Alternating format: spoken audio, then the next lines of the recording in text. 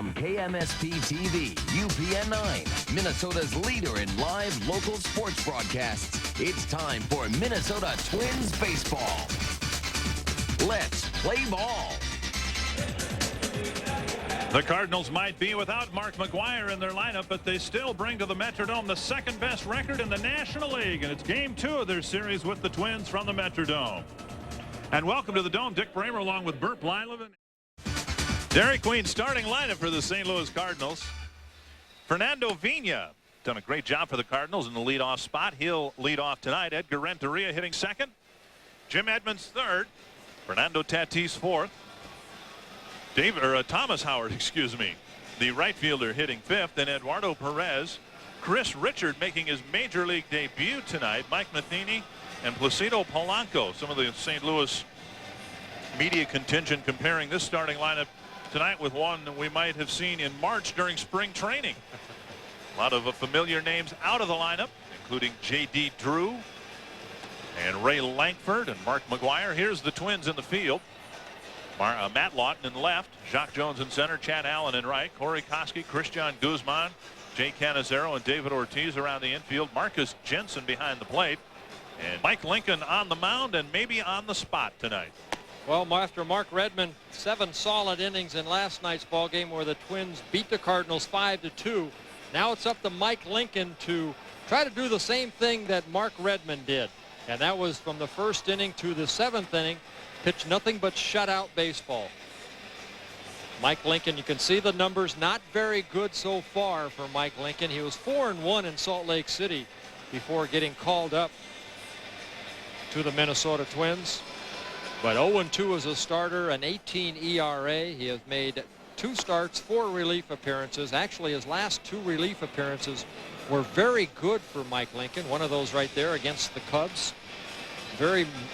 More aggressive in those last 2 relief appearances. Let's hopefully he'll take that right into this start.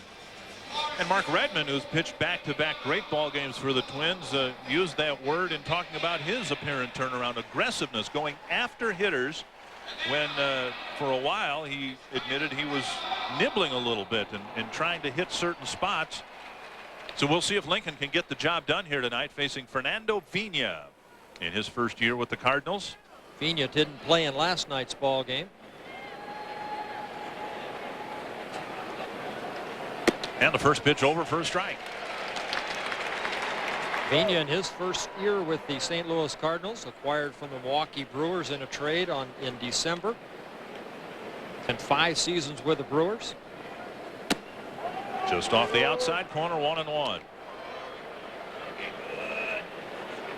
One thing about Mike Lincoln, that fastball for Mike Lincoln isn't the Redmond fastball that can be clocked at 91, 92. Lincoln, 88, 89 mile an hour fastball. He's got a lot of movement on his fastball, so he needs to get ahead in the count. His best pitch, a good breaking ball that has very tight rotation. Lincoln just 25 years old. 2-1 to Vina. And now 3-1. Twins last night winning the ball game, playing one of their better games of the year, beating St. Louis 5-2, and an odd game for the Cardinals. Mark Redmond in the bullpen kept the Cardinals in the ballpark, not allowing a home run. There's a strike on the outside corner. 3-2. The Cardinals, with or without Mark McGwire, have homered in 74 of their 91 games this year. They did not hit a home run last night. Only the 13th time this season in 94 games the Twins have played where a home run has not been hit. Here's a fly to deep right field. Allen back near the track makes the catch for the first out. Well, a good start for Mike Lincoln. Even though he fell behind in the count, he made Vila swing the bat. No free passes for Mike Lincoln. So Lincoln gets the leadoff man, and now he'll face Edgar Renteria.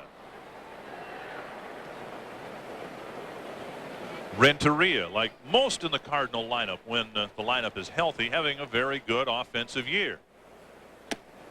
Breaking ball down and away. 1 for 3 in last night's ball game. He got a double in the 8th inning, scored the 2 runs.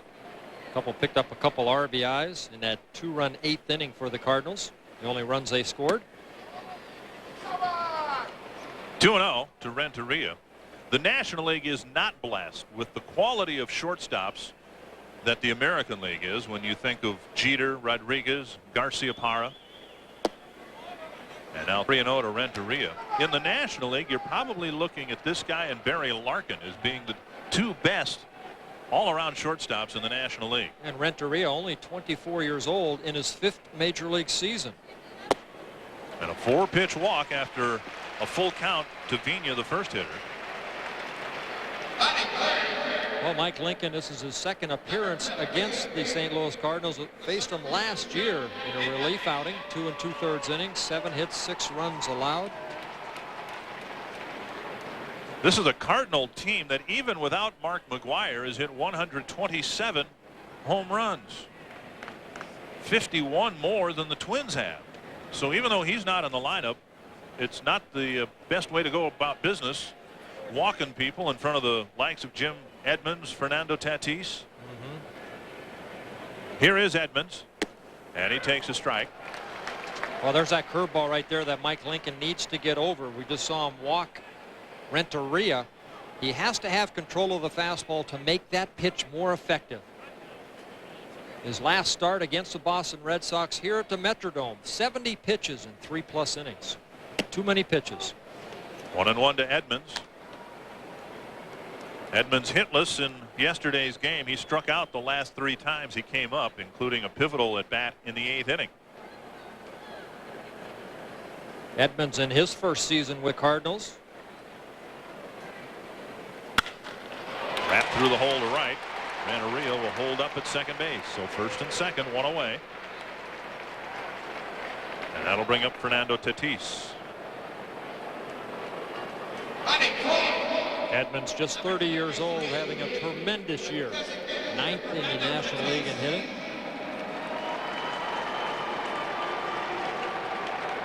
The cleanup hitter Tatis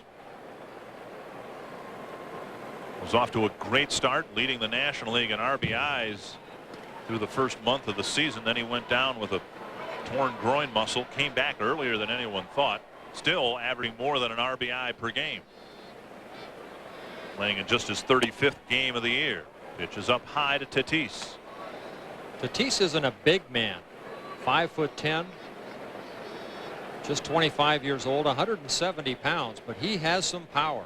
He swings hard. He does not get cheated at the plate. And a strike, 1-1.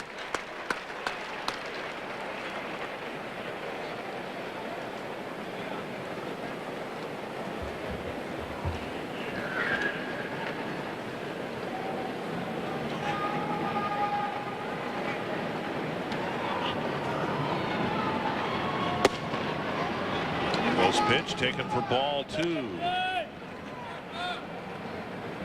Tatis normally plays third base, but now he's battling a little knee problem, and the Cardinals don't want to aggravate it further by having him play on the artificial turf here. So he's the designated hitter tonight. Popped up. It's a foul ball and out of play. 2-2.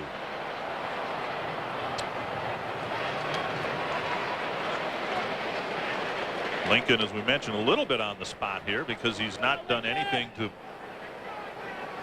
take control of the 5th spot in the rotation. Jason Ryan got a start. He hasn't pitched particularly well, but there's a J.C. Romero, a left-handed pitcher down in the AAA minor league for the Twins. Tatis hit by the pitch, and that's been a common occurrence. Tatis was hit 3 times in the prior series the Cardinals had with the White Sox in a span of 5 plate appearances. And that's one of the reasons why he's got the big arm guard on. Well, you look at Tatis, he's not that big. He likes to extend those arms, almost like a Sammy Sosa. You have to pitch him inside. This ball just runs in on Tatis and just nicks him a little bit on the arm. It didn't hurt. Get back in the box and hit. Hit him right in the wallet, which is a little bit fatter than it was a year ago at this time. Bases loaded, 1 out. Thomas Howard at the plate.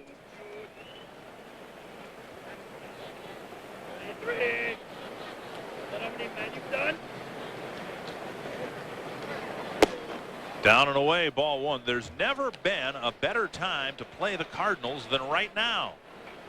Mark McGwire's out. J.D. Drew put on the disabled list today. Ray Lankford has a family emergency he's attending to in California. Tapped foul, 1-1. So this Cardinal team that comes in here with a 7-game lead in the National League Central comes to the Dome as a ghost of itself. This is not the Cardinal team that has taken control of the division. Yeah, Thomas Howard, a switch hitter, usually used by Tony La Russa as just a pinch hitter this year. Doesn't get a chance to start too many games. Breaking ball missing, and it's 2-1. Howard in his 10th major league season. He's played for Cleveland, Cincinnati, Houston, and the LA Dodgers. First came up to the majors with the San Diego Padres. 35-year-old switch hitter.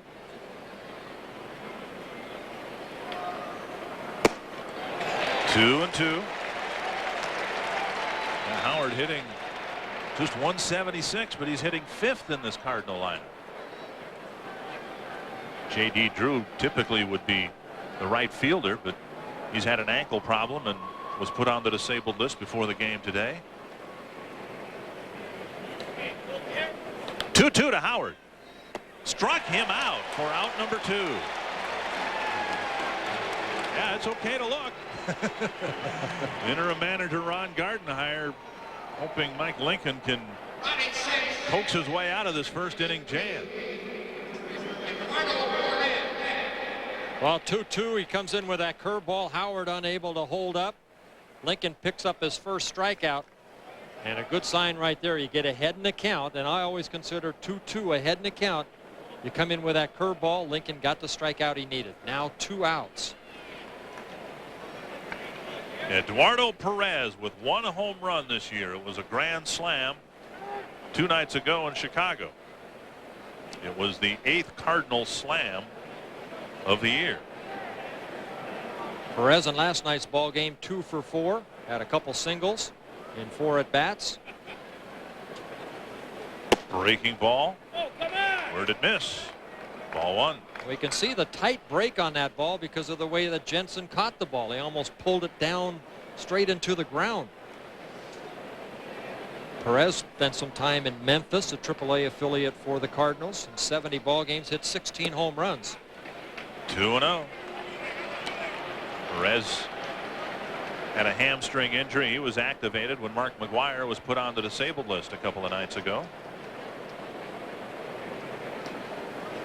The base is loaded with 2 away in the top of the first. There's a strike on the outside corner.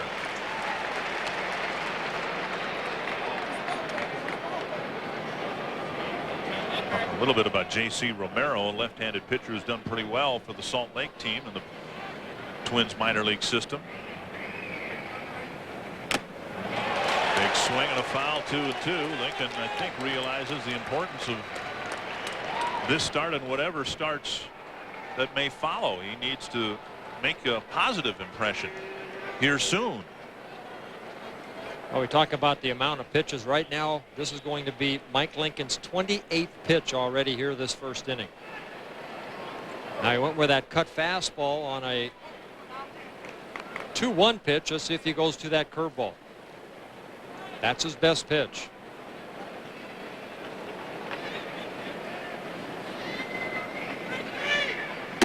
Got him looking. 28 pitches is a lot. Somehow Lincoln keeps the Cardinals off the board in the first.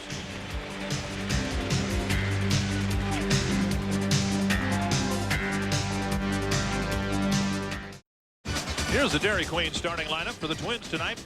Christian Guzman leading off. Jay Cannizzaro hitting second. Matt Lawton, David Ortiz, and Corey Koski. Lefty, lefty, lefty. Followed by another lefty, Midray Cummings. Don't see that very often with 4 left-handers hitting in a row. Then Chad Allen, Jacques Jones, and Marcus Jensen. And the Cardinals with kind of a makeshift defensive alignment. It's Chris Richard making his major league debut in left field. Chad Allen probably wishing him all the luck in the world out there. Jim Edmonds in center. Thomas Howard in right. Polanco, Renteria, Vina, and Perez around the infield. Matheny behind the plate. Pat Henkin on the mound. Well, Pat Henkin in making his 19th start for the Cardinals in his 21st appearance. His 18th start against the Minnesota Twins. 12-3 lifetime against the Twins. There's numbers in this year: 8 wins, 6 losses, a 5.16 ERA for Henkin. A strike, 1-1. Facing Guzman, who has 6 home runs and now 13 triples. He got a triple in the 5th inning of yesterday's ball game. Bluffing a bunt and taking ball 2.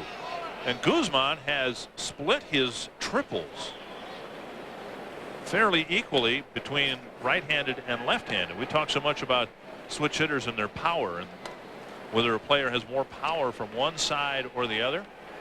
2-1 to Guzman. Slap foul. Well, Guzman has 13 triples, 9 of them as a left-handed hitter, 4 of them as a right-handed hitter, and if you do the math, hitting right-handed, he has 1 triple every 28 at bats. Hitting left-handed, he has 1 triple every 28 at bats. That's pretty even. That's even. And his strikeouts too have been pretty even, right-handed and left. And Henkin gets him with a pitch in the dirt. Well, 18 starts against the Minnesota Twins, this being his 19th. 12-3 with a 2.40 earned run average for Pat Henkin. That includes 6-3 with a 2.92 ERA here at the Metrodome. Last year pitched for the Toronto Blue Jays. 11 wins, 12 losses in his last season with the Blue Jays. Jay Cannizzaro takes a fastball on the outside corner, a strike. Cannizzaro very gradually is getting his batting average close to the 300 mark. 2 for 4 in last night's ball game. And there's another strike called. It's 0-2. I mean, I don't know if a guy can quietly hit 290, but I think Cannizzaro has it. It's not like he's had a lot of 3 or 4 hit games, but 1 hit one night, 2 hits the next. Takes a pitch and it's 1-2. I mean, you got used to seeing his average in the 260s, and then you look and well, now it's in the 270s, and then it's in the 280s, and now starting tonight's game at 290. I think Cannizzaro's a little bit of a throwback from the old school. You can see the way that he's just put together. You see him play defensively. He's just an aggressive type player. Pretty good eye at the plate. Henkin throwing a very good breaking ball right there. 2-2 to Cannizzaro. To left field and deep off the wall. Cannizzaro with an extra base hit with 1 out here in the 1st inning. Well, Henkin trying to sneak a fastball in on Cannizzaro. He too quick for that. Get out of my kitchen. Cannizzaro hitting his 15th double of the season.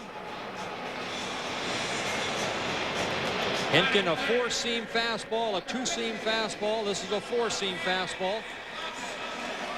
Cannizzaro just dropping the head, hitting a line drive. Could have bounced out, but hits the baggy wall and stays in.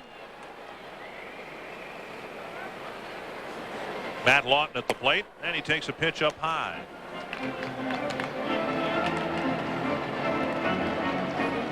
Lawton with a home run during the homestand, his 7th of the year, leading the team with 60 runs batted in. And he's the first of 4 straight left-handed hitters the Twins throw at Pat Henkin. 2-0. Well, Matt coming into this at bat hitting .337. That's 10th best in the American League. 5th in hits with 116. Has 28 doubles. That's 3rd best in the American League. And he's been swinging on bat. 33 multi-hit games for Matt. And now 3-0 with David Ortiz on deck. Some people say this is not the Pat Henkin that won the American League Cy Young Award back in 1996. when he was throwing the fastball about 94, 95. Now it's still about 90, 91, but now he has to learn how to be more of a little bit of a finesse pitcher. Lawton draws a 4-pitch walk, so the Cardinals weren't able to cash in their half of the inning, starting a threat but not finishing it off against Mike Lincoln. And now the Twins have something started against Pat Henkin. Well, you see the year that he had in 1996, 20 wins, 10 losses. In that season, he pitched 265 and 2/3 innings. That's unheard of. And some would say, and I know you're not in that group, that he hasn't been the same pitcher because of the workload that he pitched that year. Well, he came right back the next year, pitched 264 innings. I think that maybe caught up to him, but you know, you go through different stages in your career where at the beginning you just overpower everybody. He's at the stage now at 31 years old. Now he has to learn how to pitch. A two-seam fastball, a cut fastball that's probably his best pitch, and then a curveball and a changeup. Henkin with a history of being a 7 or 8 inning pitcher when he was with the Blue Jays. Time called, and now he admits it. He says right now he's a 5 or 6 inning pitcher. He says it's whether it's the workload earlier in his career or the advancing years, he really has problems in or around the 6th inning. Well, this is his 9th major league season, his 241st major league start. He has 31 complete games and 9 career shutouts. He has pitched well as of late. On a 4-game winning streak. He's won 4 out of his last 6 games. 2 no decisions, so 4-0 over his last 6 games. 1-1 to Ortiz.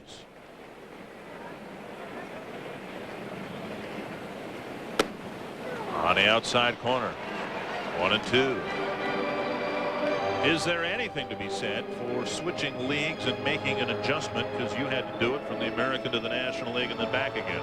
Well, I like to pitch a lot of innings. The difference where Pat Henkin is right now in his career, he's better off in the National League because, like he said, he's a 6 or 7 inning pitcher. Tony La Russa would love to get an average of 6 or 7 innings out of his starters. That's exactly what Henkin's doing. Ortiz rifles one to center. Edmonds makes a basket catch. And Canizero played it halfway. And as a result had to retreat to the bag. Well, Edmonds, a type of center fielder. He won 2 Rawling Gold Glove Awards back in 1997 and 1998 when he was with the Anaheim Angels. Well, look at this ball just kind of hang up right here. And Edmonds doesn't look like he's going to catch up to it. Just keeps going. And what makes it is the first couple steps that Edmonds able to read the ball off the bat to make these great catches. And Ortiz upset because they probably thought that was an extra base hit. Hit the ball pretty hard. 2 down, 2 on, and here's Corey Koski. Twins haven't had a whole lot of luck against Henkin, but don't tell that to Koski. 4 hits and 6 at bats lifetime against Pat Henkin.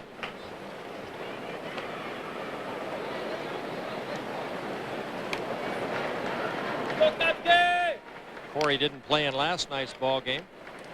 Just 2 hits in his last 10 plate appearances. Great pickup by the third baseman Placido Polanco, robbing Koski of an extra base hit. And the Twins have at least 1 run here in the first.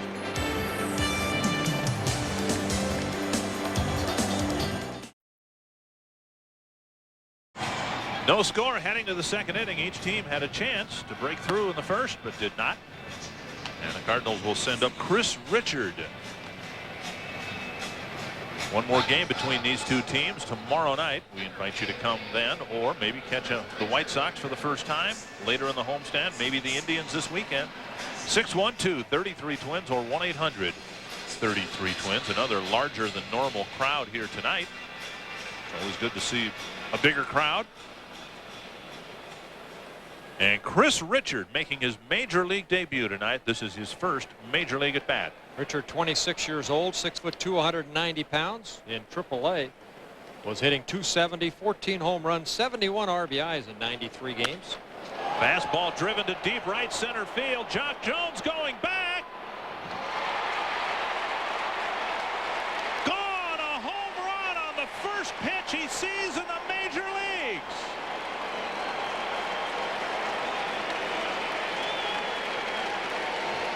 Chris Richard on the first pitch in his major league career hits one out to center field. Wow, big old smile on his face, Chris Richard. He hit combined 30 home runs a couple years ago in AA and AAA. He's got home run power. He shows it in his first pitch at the major league level.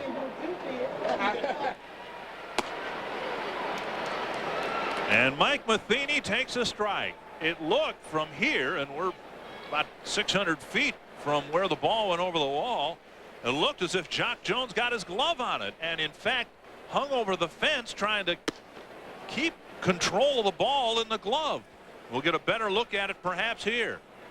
Well, it's a fastball right there. Richards, and watch Jock Jones leap for the ball. His timing looks like it's perfect. Nope. Ball just went by past his glove. Squibbed back to the mound, and Matheny's retired for the first out. What a moment for Chris Richard.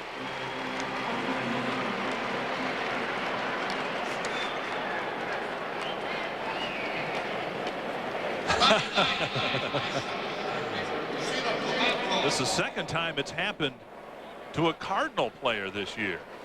Keith McDonald, their backup catcher, homered not only in his first major league at bat, but his second major league at bat. So there's somebody in the dugout there who's not the least bit impressed with what Chris Richard just did. He's got one more to go. All trying to impress Mr. McGuire. That is something else. On the first pitch he saw. Here's Placido Polanco. Polanco 1 for 4 in last night's ball game. Made a very nice defensive play in the ball game. Played at second base. Now finds himself at third base tonight. A utility type infielder.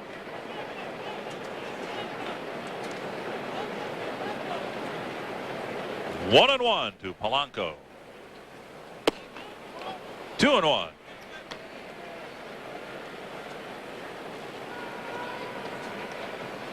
Wasn't sure yet. He doesn't know if Jock Jones has caught it or not. Still not sure. 3-1. You can almost tell by that pitch right there, Mike Lincoln is afraid of throwing his fastball over the heart of the plate. Falling behind an account.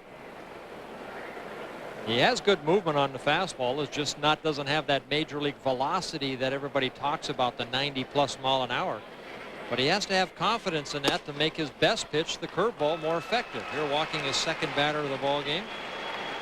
Well, the Cardinals had a game-breaking opportunity in the first inning. And all they did was get a base hit from Jim Edmonds. Lincoln walked the guy in front of that, hit the guy behind the single. And to his credit, Lincoln struck out Howard and Perez to keep the Cardinals off the board, but that's not how you want to go about business against this Cardinal lineup, as crippled as it is. Here is Vina. Well, this lineup coming in hitting .278 as a ball club third best in the National League. Vina drives one to right field, but Allen makes a charging catch and throw to first. And Polanco gets back. Nice play by Chad Allen for out number 2. Oh, it makes this play like Jim Edmonds' last inning on the Ortiz ball that just kept drifting away. Is the first couple steps. He got a good jump on this ball. Tries to throw behind the runner, Polanco, but Polanco gets back. Edgar Renteria walked his first time up.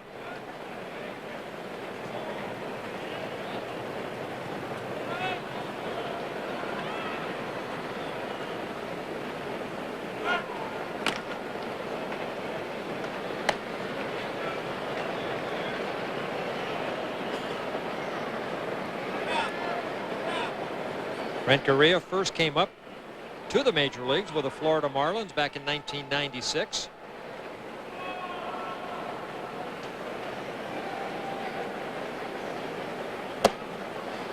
And there's ball one. Polanco with just one steal and 3 at bat, or 3 attempts.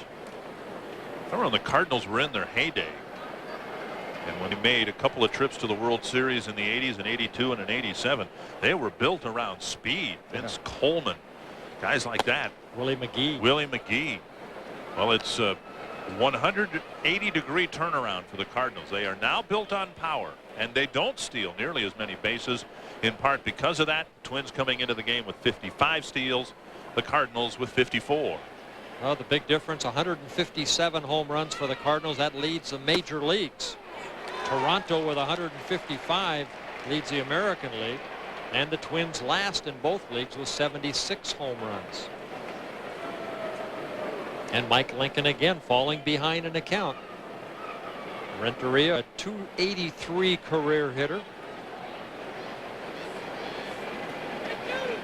Snapped his bat, and a roller up the middle. Cannizzaro steps on the bag, and that's the end of the second inning. One that young Chris Richard will never forget.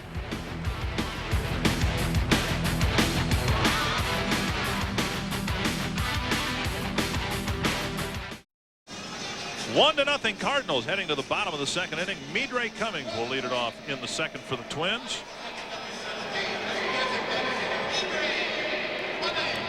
Henkin gave up some pretty loud outs in the first inning, but got out of the first inning.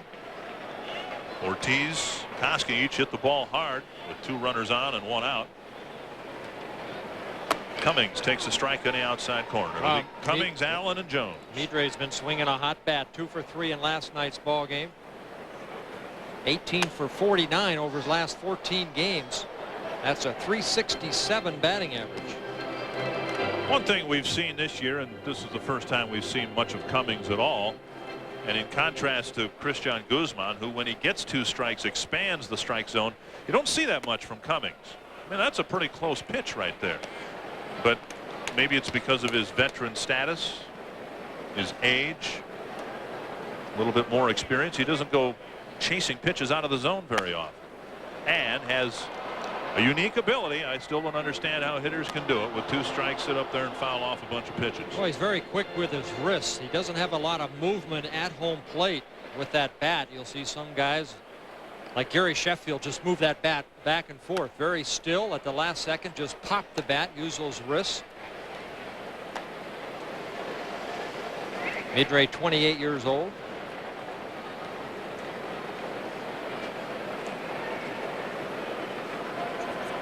One and 2 to Midre Cummings.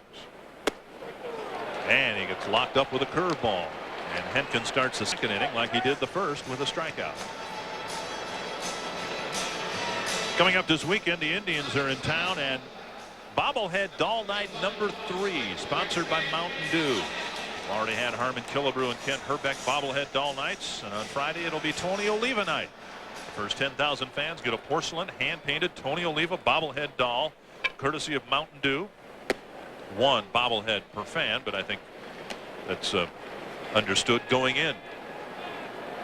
Imagine coming through the gates and saying, I'd like 10, please. Driven to right and foul. 2 strikes to Chad Allen.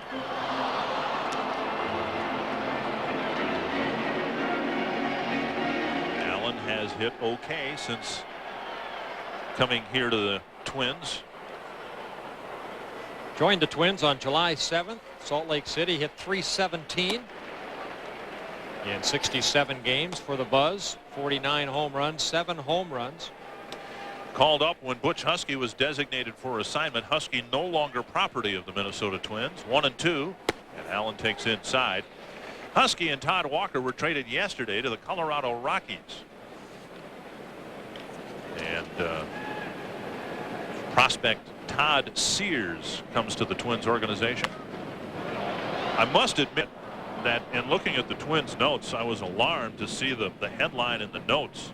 It says, Twins acquire Sears. Now, I knew Mr. Pohlad was a wealthy man. I had no idea that he could buy out the whole department store chain. But and get cash, too. And get cash back. But it wasn't that Sears. It was Todd Sears, a first baseman, a big guy, 6'6", who will make the transfer from the Rockies AA roster to the Twins AA roster.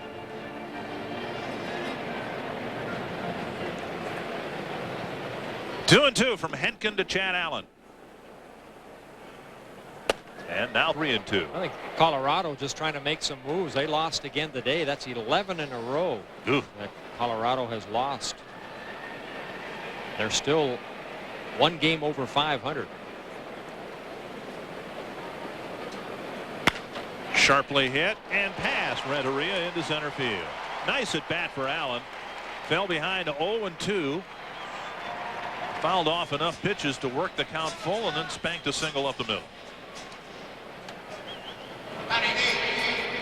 So a one-out hit in the second for the Twins. Well, like Cannizzaro, Hinkin working that middle part of the plate. Chad Allen turns on it. Renteria gets a good jump, but just a little bit late on getting to that ball. Jacques Jones coming to the plate.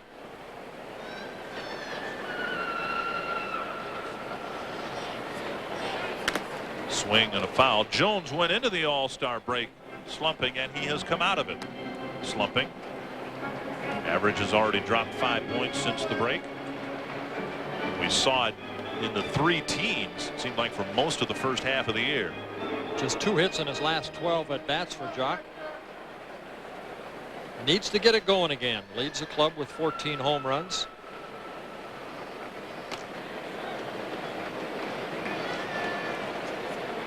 Throughout his career, Hinkin has always had a pretty quick move to first base.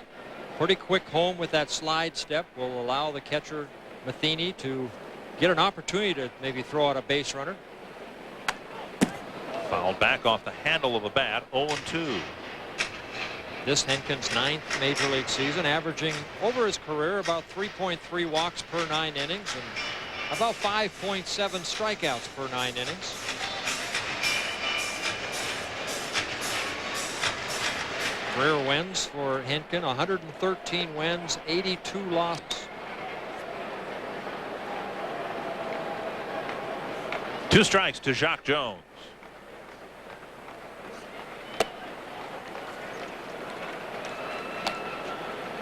I think what the Cardinals got in Hinkin too is somebody that's going to go out there and not miss any turns. He'll always go out there. He's only spent some time on a disabled list one time, and that was back in 1992 when he first came up with the Toronto Blue Jays. Had a little bit of elbow problem. Inside. Well, think back to Tony La Russa's days at Oakland. How many guys prospered just by giving La Russa 5 or 6 innings? Storm Davis, Scott Sanderson, some other people like that. And when you've got a good bullpen, and Tony does this year, although it's 2 has been hit by the injury bug, if he can just keep his team in the game as he's done in most of his starts this year, he can get a lot of wins. Pitch out, and Allen's going, looking to the plate twice. He's tagged out. Well, Matheny has done an outstanding job this year behind the plate, throwing out 50% of base stealers. And Chad Allen looking in. Don't know if it's a hit and run, but as a pitch out, throw right there. Avila puts the tag on Allen for the second out. And now 3-2 to Jacques Jones. And he walks. So he, like Allen, falls behind 0-2 quickly and ends up at first base. Chad Allen going over some signs maybe with Gardenhire. I got to realize too, Paul Molitor, this is only his 5th game out at third base. You go through a set of signs. St. Louis in the second night maybe picked up an indicator that maybe Paul was going and giving away. Paul looking in the dugout, looking at Ron Gardenhire, seeing if a sign is on. And third base coaches like Paul did right there will go through a set of signs. Usually if he touches a spot like skin on skin, what that'll mean is the next place he touches after that will be either bunt, take, hit, run, or steal. That's the indicator. That's the sign that the skin on skin is the indicator. Not necessarily that one, no. but I mean there's always an indicator. Could be the hat. It could be if he goes with his right hand across the Twins on his chest.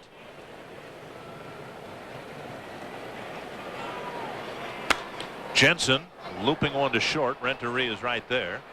And the Twins get a hit and a walk in the second, but don't score. We head to the third, 1-0 St. Louis. Cardinals leading 1-0. The Cardinals have had very little luck in this building.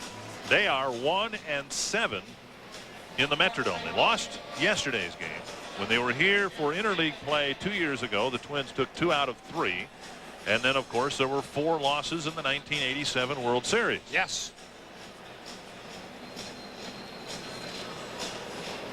A reminder to all our news viewers that 9 News has 10 at 10 minutes of nonstop news at 10 o'clock. News, a complete weather forecast in 10 minutes. Usually at 10 o'clock. It might be a little bit later tonight, depending on the length of the game. Here's Jim Edmonds leading off the third. First pitch lifted foul. Koski looking up near the speakers, but it doesn't hit any speakers and goes out of play. Edmonds getting a single his first time up. It was his 102nd hit of the year. He has struck out 103 times. He's on a pace to break Bobby Bonds' record for strikeouts in a season, 189.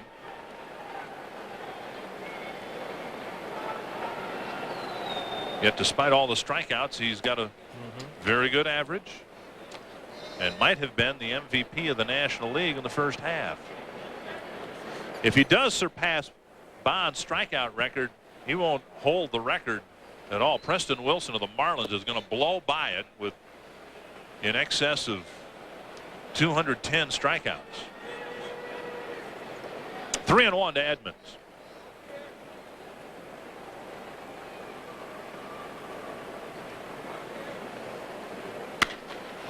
Rifled it to right, and Allen on a sinking line drive couldn't play it well, and Edmonds is in at second base with a leadoff double. Edmonds hit that ball like he hit his first inning single, only a little bit deeper. Well, one thing you know about Jim Edmonds, he's not going to get cheated at the plate. Ball left out over the plate. He hits his ball so sharply. Talk about those first couple steps. Chad Allen couldn't find that ball. See right there, he just all of a sudden finds the ball, but it had so much topspin on it. It gets by him. Edmonds in with a double. Third Cardinal hit. Here is Tatis. Edmonds with his 17th double of the season. Swing and a miss.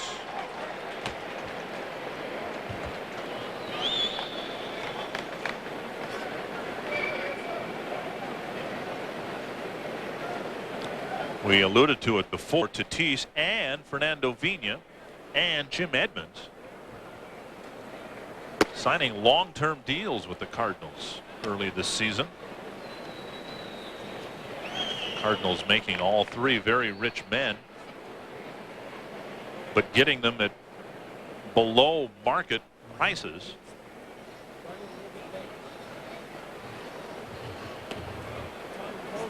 And one of the reasons they've really got a good thing going in St. Louis, it is probably, certainly in the Midwest, maybe nationwide, a baseball mecca, the baseball mecca. It's a wonderful baseball town, St. Louis and the surrounding area. And they'll draw over 3 million people again. 2-1 to Tatis, ducking away from the breaking pitch, and it missed the inside corner. 3-1. And when you can sign a guy like Tatis, only 25 years old, this is his 4th major league season. First came up with the Rangers in 1997. What you're doing is tying up this young man that's capable of hitting a lot of home runs. 34 home runs last year for the Cardinals. But he, like Edmonds, he can strike out a lot. But that comes with home run hitters. Mark McGwire strikes out a lot. Reggie Jackson struck out a lot. Babe Ruth struck out a lot. Willie Stargell struck out a lot. Mickey Mantle. That's right. Rich Becker struck out a lot. But yeah, but he wasn't a home run hitter. That's true. 3-2 to Tatis with Edmonds at second and nobody out.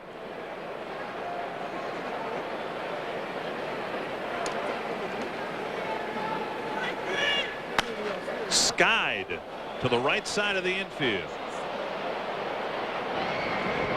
And Ortiz makes the catch. One away as Tatis is retired. And here comes Thomas Howard.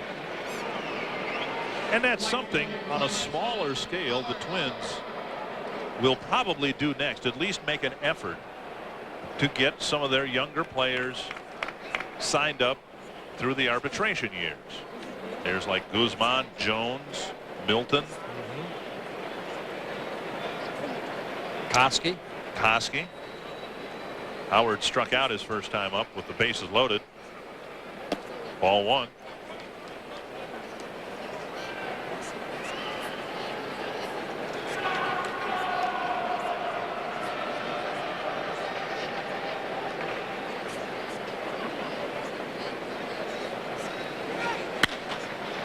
Past Lincoln into center.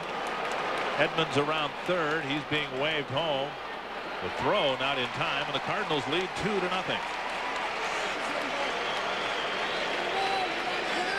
Howard coming through in his second at bat after leaving the bases full in his first at bat.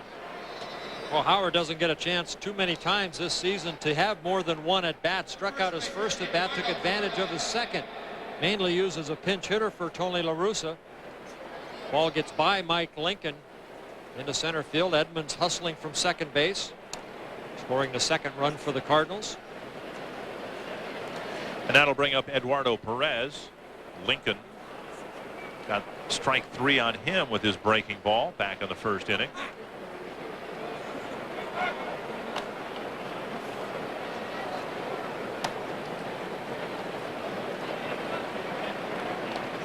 Perez will have a big weekend next weekend. Says Papa. Going into the Hall of Fame in Cooperstown next week. Next Sunday. Here's a line drive off the front of the Cardinal dugout.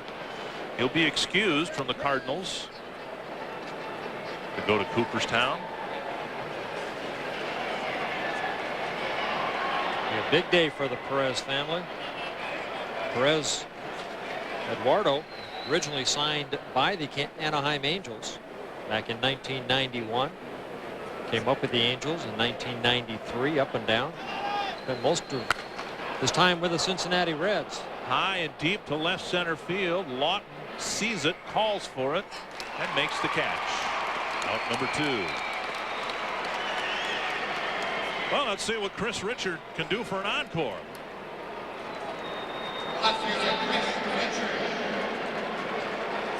Richard, on the first pitch he saw in a major league uniform, hit one to center field. Mike Lincoln trying to go fastball away. Nope. Too much of the plate. First pitch, first major league at bat, first major league home run. Curveball. I guarantee you curveball. I'll bet your house on it. Oh. Fastball low. I didn't want your house anyway. But I get yours. Okay. Richard just called up today with J.D. Drew going on the disabled list. He would not have gotten the call up if not for an injury to Mike Matthews in Chicago 2 nights ago.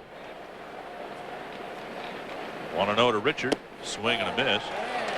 Mike Matthews was a left-handed relief pitcher for the Cardinals, and he had a rough outing against the White Sox, came back to the bench and slammed his left hand into the back of the bench at Comiskey Park, broke a bone in his hand. The anticipated roster move yesterday was supposed to put J.D. Drew on the disabled list yesterday, and instead Polanco was activated with Matthews going on the disabled list, and today Richard was activated or called up with J.D. Drew going on the disabled list. In the dirt, past Jensen into the backstop, and Howard will go to second base. Wild pitches charged to Mike Lincoln.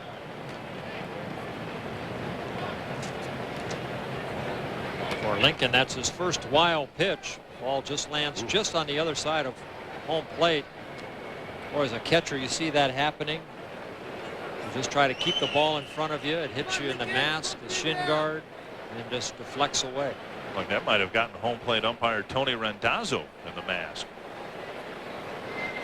2-1 to Richard. And Jensen wants to have a chat with his pitcher. Mentioned that the Cardinals had a hitter earlier this year, backup catcher Keith McDonald, who hit home runs in his first 2 at-bats. Just the second major leaguer to do that.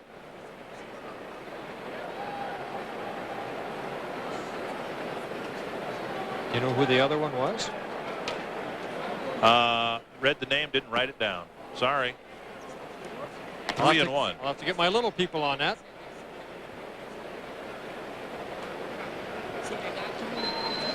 Three and 1 from Lincoln to Richard.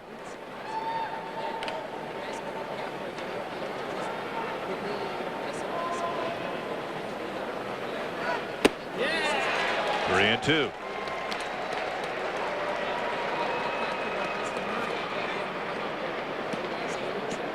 Every inning has been a struggle here for Mike Lincoln. Left the bases loaded in the first, gave up the home run and a walk in the second, a double and an RBI single here in the third. Yeah. Struck him out the second time around. So Richard, a home run and a strikeout in his first 2 at-bats. The Cardinals get another run and a pair of hits in the third.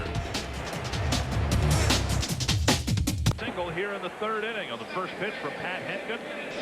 A high chopper over the mound. Well, Christian not wasting any time. The Twins pick up their 3rd hit of the ball game. Canizaro's double in the first, Chad Allen's single in the second, and Christian Guzman with that high chopper over the mound starts the 3rd inning off with a single.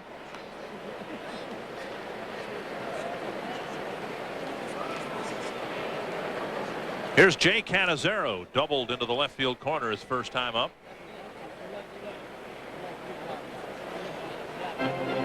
Christian Guzman at first base, 14 stolen bases in 21 attempts.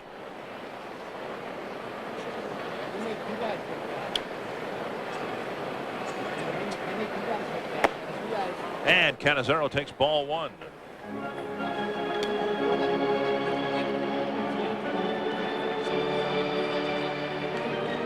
It's Canizaro and then the 4 straight left-handed hitters. For Pat Henkin, he's given up 17 home runs in 106 innings pitched. 2-0.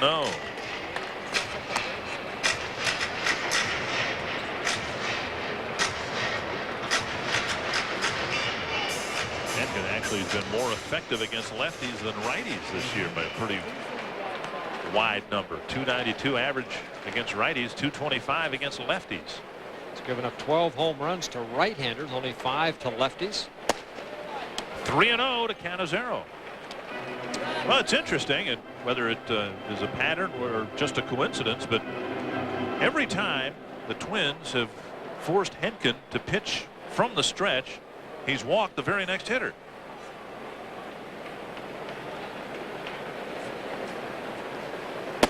And there's a 4-pitch walk to Canizaro. It happened in the first after Canizaro's double. He walked Lawton.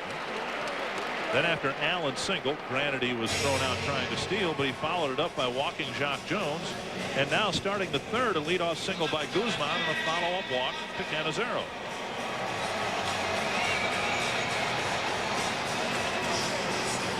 And here comes Matt Lawton. He got a 4-pitch walk from Henkin back in the first inning.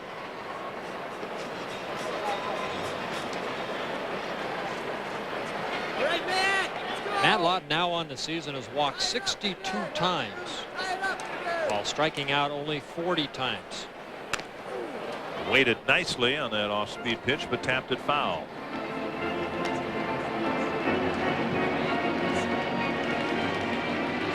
What he has done so well this year in now 344 at-bats is he's let the pitcher come to him. He hasn't tried to do more than what the pitcher gives him. He hasn't tried to pull outside pitches or anything like that. Half swing there and a strike, 0-2. And Matt has said now in the second half of the year he'd like to hit more home runs, but the caution is, of course, You don't want to try to be pole conscious. Come on, Matt. Can't look this time. Well, 2 straight breaking balls. Let's see if Hinkin tries to get the strikeout with a curveball here.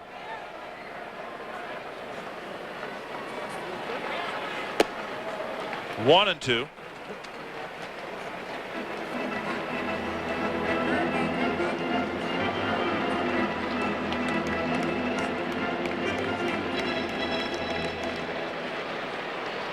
Again, Pat Hinkin, 12-3 lifetime against the Twins, a 2.40 ERA. This is his 18th start. 2-2. And what we said about Midre Cummings is especially true for Lawton. Very rarely with 2 strikes on him do you see him expand the strike zone.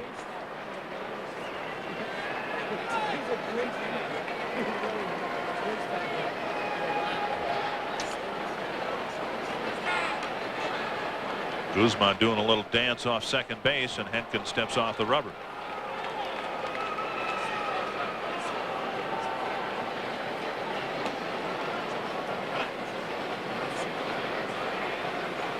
And Matheny wants to have another chat with Henkin.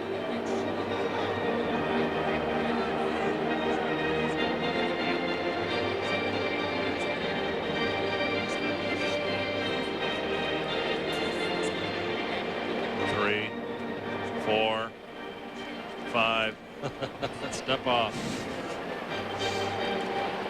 Hey, Henkin's a veteran. He's stared down the likes of Ricky Henderson, but still, if Guzman does nothing more here than divert a little bit of Henkin's focus to the plate, he's done a good job.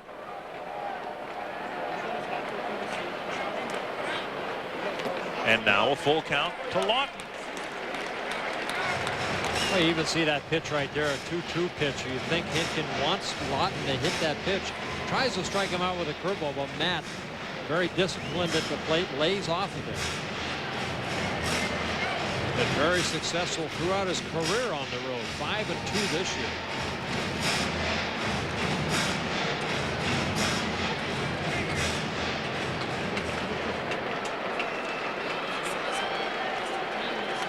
Three-2 to Lawton, first and second, nobody out.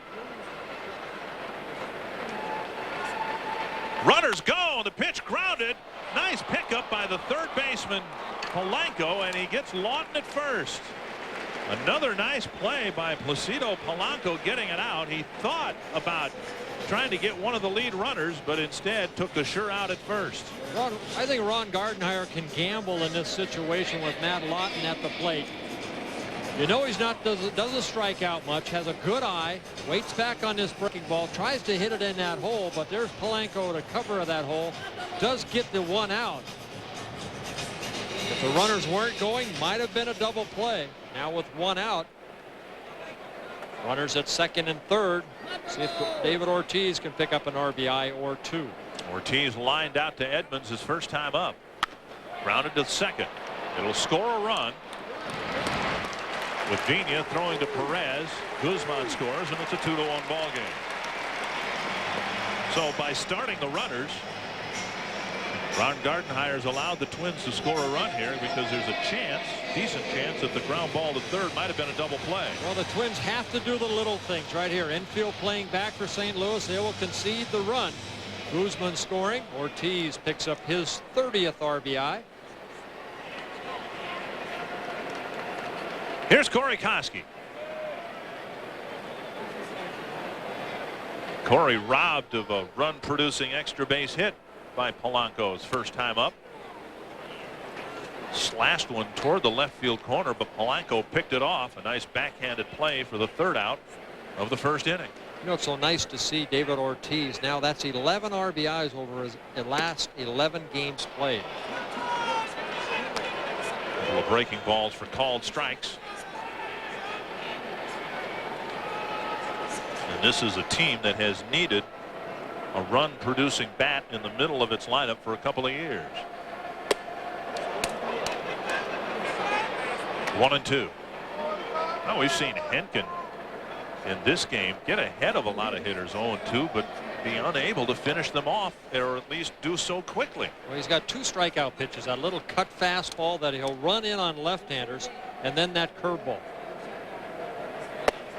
There's another one high and tight. There's that cut fastball right there. He tries to throw it right at the belt of left-handers to swing through the pitch, but a lot of times Henkin right now, he's making an adjustment from a power pitcher to more, I wouldn't say finesse, because he can still get that fastball up to 90, 91. Koski lifting one to center field right at Jim Edmonds. The Twins get one back, both pitchers throwing a lot of pitches, and we head to the 4th inning in a 2-1 Cardinal ball game. And he takes strike 1. Matheny in his last at bat hit a little dribbler back to Lincoln for an out. Lincoln right now 64 pitches, 32 for strikes, starting his 4th inning of work. Broken bat roller to second. Canizero has it. Matheny's retired for the first out.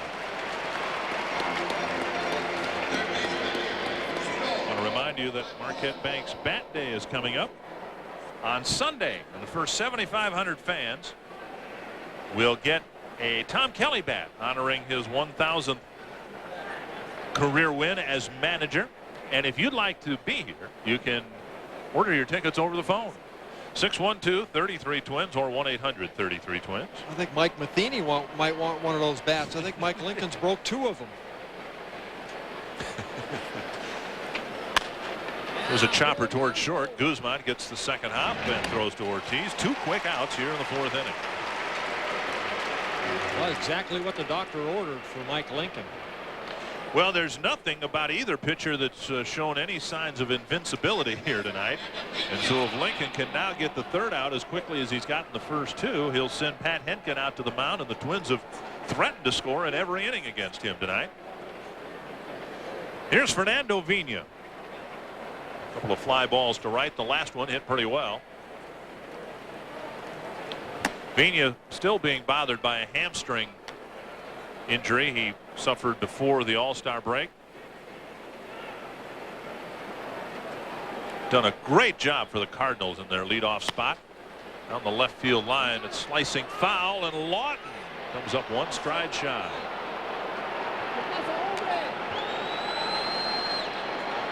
Cardinals have struggled in their leadoff spot over the years. Lawton can't quite get there.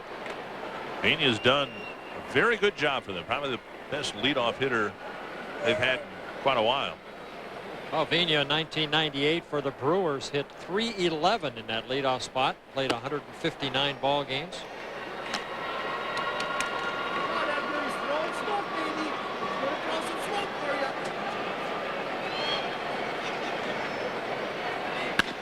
Grounded to the right side. Ortiz gobbles it up. Lincoln at the bag. 3 up, 3 down. 3 ground ball outs in the 4th for Mike Lincoln.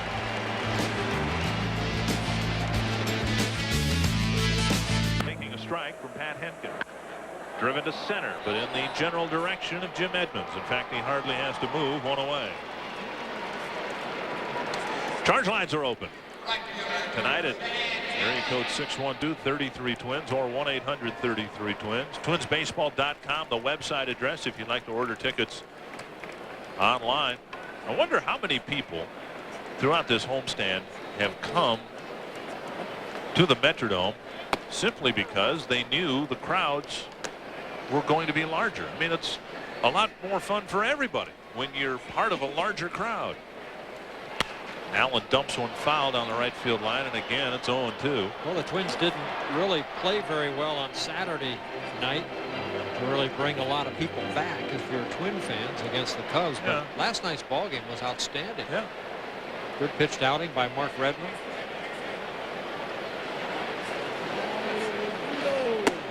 And Allen's gone on 3 pitches, so now Henkin sent down 5 in a row, and he's making quick work of the Twins in his half of the 4th inning. Well, Henkin picking up his 3rd strikeout, his 2nd called 3rd or strikeout. Their breaking ball might have been a little bit high, but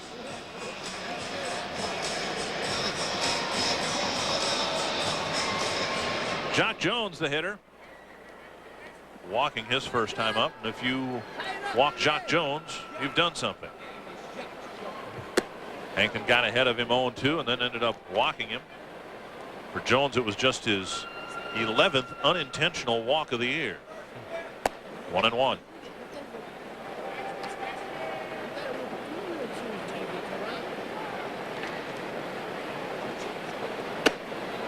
One and two.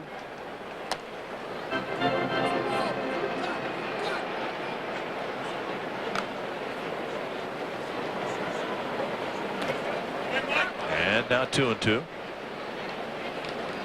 It's one area too where I think where the game has changed. It's like with every pitch that's in the dirt now, they change balls. They didn't used to do that, did they? No, it used to be able to get some balls that maybe had a little scuff on it. I was going to say, that's why you guys threw it in the dirt in the first place. Throw it around the horn, make sure that third baseman rubs it in his glove a couple times where that thumbtack was. Give it back to the pitcher. Oh, it used to be too, if the third out was made, say a fly ball to left or right field, now you see the outfielders throwing the ball into the stands. It always went back toward the mound. Jones grounds a base hit up the middle. We just saw Mike Lincoln have a 1-2-3 inning. And what did he do? He got the ball and he flipped it up to a fan above the Twins dugout. If anything, if I'm Mike Lincoln, I keep that ball. Jock Jones getting a base hit. A fourth base hit for the Twins. That'll bring up Marcus Jensen, who a year ago played a little bit for the St. Louis Cardinals. Got 16 games for them. Just 34 at bats. Swing and a miss. Hit .235 in 16 games for the Cardinals. His career started with the Giants back in 1996. Marcus Jensen, 6'4", very tall for a catcher. 104 pounds, 27 years old. One strike to Jensen. Throw to first, and Jones gets back. 1-1. Jensen was a September call-up for the Cardinals. Spent most of the year at Memphis, where he had .291. Twins signed him just before Christmas. And to the surprise of many, he made the major league team. He's getting more at bats this year in a Twins uniform than he did with the Giants, the Tigers, Milwaukee, or St. Louis. Jones bluffs a move towards second, and Jensen takes inside 2-1.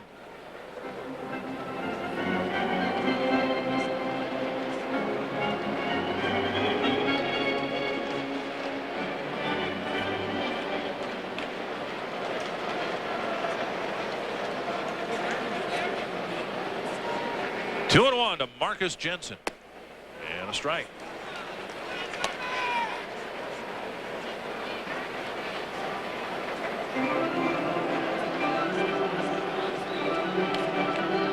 Twins down a run, getting one in the third. They've had a base runner aboard in every inning so far against Henkin.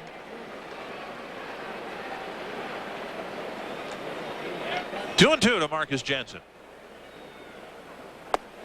And a full count to Jensen, and that will allow Jones to leave early from first. Perez at first base will be playing behind Jones.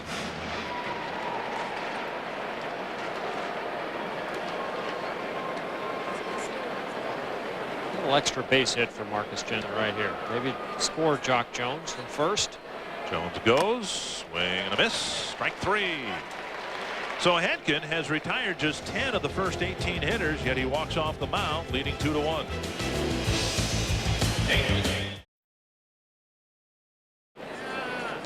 To the fifth inning, Cardinals leading 2-1. Mike Lincoln gave up a single run in the second, another in the third, and now in the fifth, Edgar Renteria will lead it off. To left field, and Matt Lawton won't get the first ball or the ball before it hits the ground, and Renteria will be held to a single.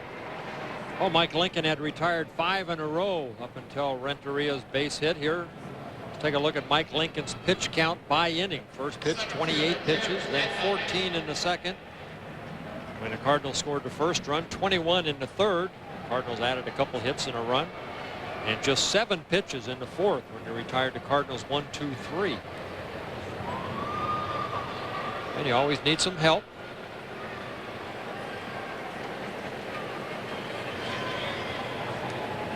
Well, I don't know, though, with the sisters here, that given their religious background, they might not be Cardinal fans. Edmonds having a perfect day so far. Singled in his first at bat, then the double, and scored in the third. Renteria at first base, 13 stolen bases in 9 attempts. 2-0. Edmonds in the second week of the year got 9 straight hits and generally hasn't stopped hitting ever since. Enjoying his greatest first half ever in his first year with the Cardinals.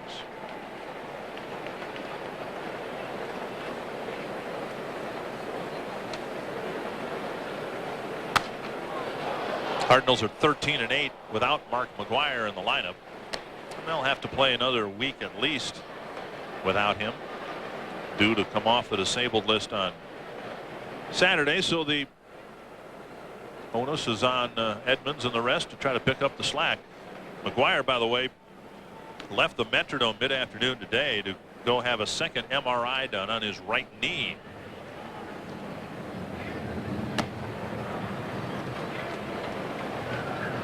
And unfortunately, the problem with his knee, as the count runs to 3-1 to Edmonds, is tendonitis. And, you know, it's not like they can go in there and scope it out and clean it out. It's more medication and just rest. Swing and a miss. 3-2. Edmonds with that .336 batting average coming into this at bat. He's only hit 300 or better only 2 of his 6 seasons at the major league level. Hit .307 in 1998 with the Angels, and also .304 in 1996 with the Anaheim Angels. There goes the runner, and the pitch fouled back. So he is enjoying this National League pitching so far in his first season with the Cardinals.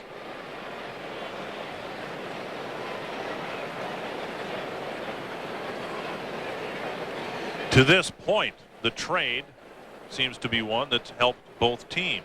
Probably the Cardinals more than the Angels, but the Angels had a horrible year last year, and they are in contention in the American League West, 6 games above the 500 mark. There goes the runner again, hit deep to center. Jones going back, and he makes the catch on the track.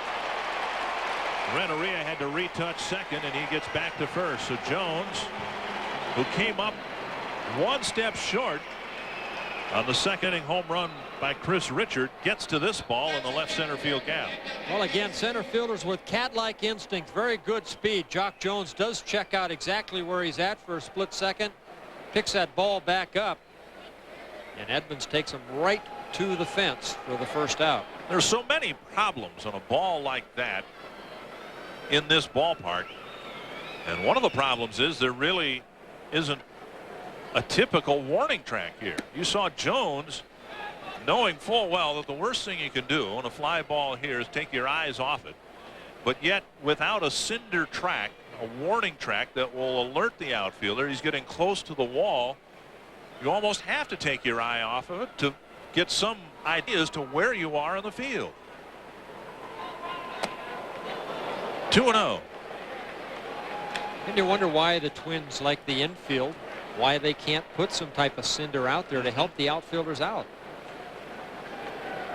At Camden Yards, as beautiful a ballpark as that is, they have the rubberized warning track, which outfielders will tell you there's nothing like, you know, the cinder track. Here's a drive into the left field corner, hooking and going foul. You get back and you can feel in your feet the fact that you're on the warning track. And here it's a different matter. You go from a plastic rug to a plastic surface. The worst, and I don't know whether it's still the case this year, but Tropicana Field, they put in new turf there, but in the first 2 years at Tropicana Field, the only warning track that existed was a different colored artificial turf.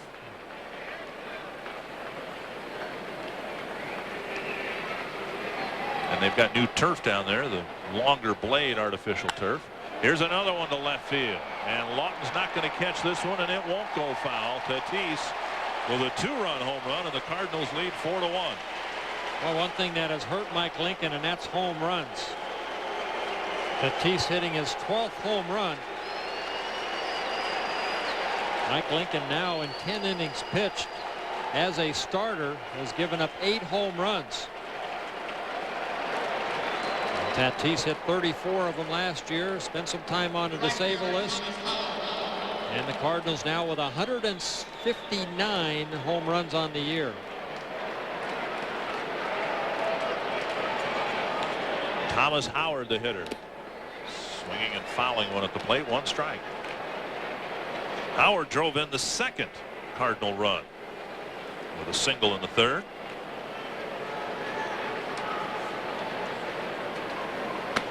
One and one.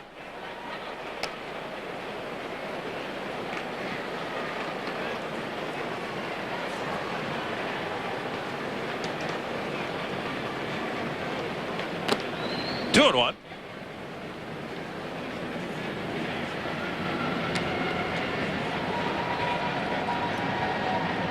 Howard playing right field. Sean Dunston was out there last night. 2-2. Howard, a career .264 hitter.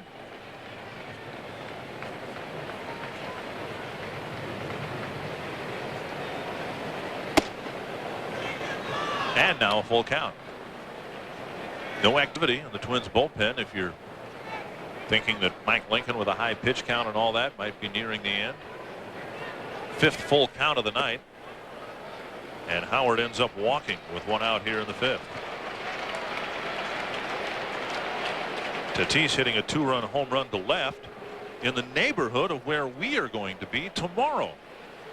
Bert and I are going to be right there above the Calvin Robertson Griffith banner in left field, announcing the ball game from the left field seats. Now, are you going to be bringing your glove? Absolutely. Whether it will do me any good, I don't know. But the last thing I'd want to do after going out there would be to have to go to the dentist because I didn't bring my glove. I'm not bringing mine. Okay. What's another trip to the dentist? Now the bullpen is being activated. Hector Carrasco warming up. It'll be unique being out there. I've watched games from out there, and it is a completely different perspective than what we're used to up here. I'm looking forward to it. I know you are too. We'll get to mingle with the fans. That part will be fun.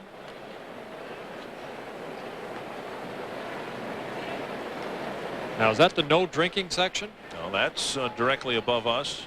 Oh, well, so we can drink out there then, like the fans Soft do. drinks. Soft drinks only.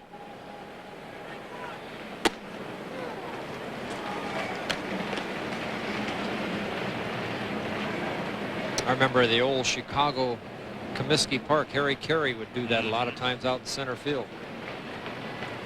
Fans would come by and give them hot dogs and gifts and stuff like that. So that's why you're excited. You're hoping to get some free food and gifts out of the deal. Heck yeah.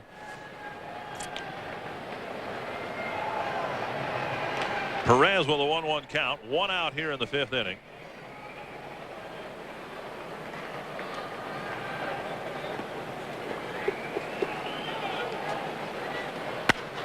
And a base hit to right. 4 of the 5 hitters have reached here this inning, and the one who made an out hit the ball right on the button. So Mike Lincoln having a tough time of it here in the 5th. Well, in his 2 previous starts, he only worked 3 innings, gave up 8 hits in both those outings, gave up 6 runs in both those outings. Mike Lincoln maybe just running out a little bit of a gas right here. Ball being left up in the strike zone.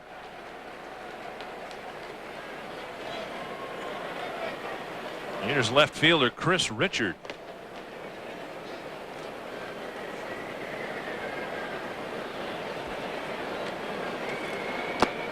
Richard called up in part because Ray Lankford is going to miss some time for the Cardinals. Lankford, like the rest of the Cardinal players, arrived here early morning on Sunday and then woke up with news that his brother had been murdered in California. And so Langford left the ballpark yesterday morning to take care of family matters. And that left the Cardinals another man short during yesterday's game. Our condolences to the Langford family. Hope everybody's okay. And we'll get through it. 3-0 to Richard.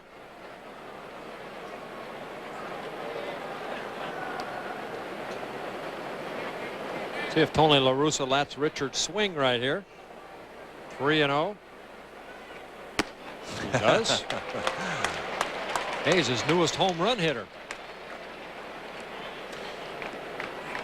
He becomes the 18th Cardinal player to hit a home run this year. We've got a couple of pitchers who've hit home runs. Rick Ankiel, who started yesterday, has 2 of them.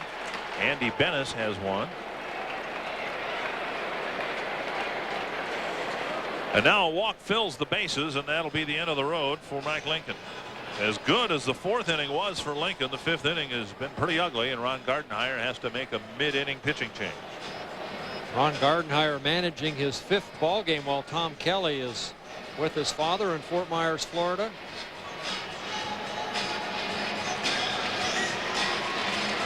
So Lincoln leaves and Carrasco comes in. We've got a Verizon Wireless pitching change here at the Dome. Game still within reach, but nevertheless, Mike Lincoln, I'm sure, hoping for better numbers than what he put up against this powerful Cardinal lineup.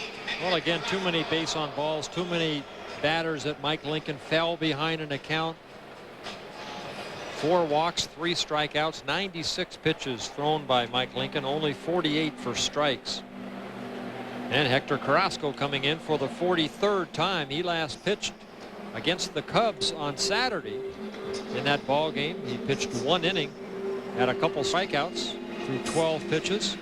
Hector with a 4.69 ERA.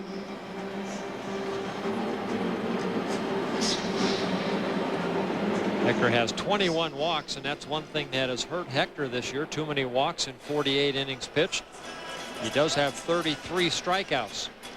Hector features a very good fastball, 90, 91 mile an hour fastball. At times a 2-seam fastball has some movement on it. A hard slider and a split finger. And a split finger pitch is nothing more than a fastball that pitchers will open up their 2 fingers and put that ball between their fingers, and the ball comes in like a fastball and then hopefully will drop a little bit at the end. Get that ground ball, exactly what the Twins need in this situation.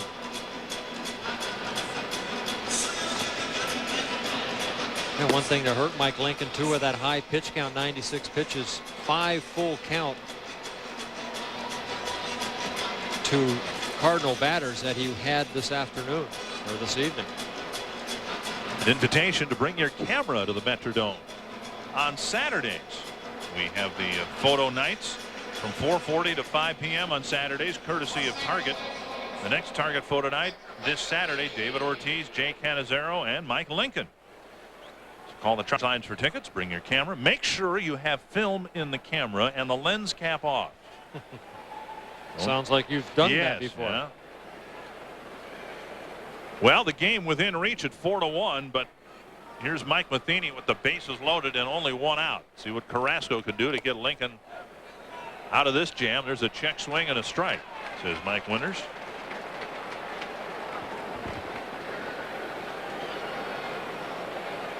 There's the numbers for Hector in his last outing against the Cubs. 2 strikeouts, exactly what Hector needs here. Strikeout, ground ball.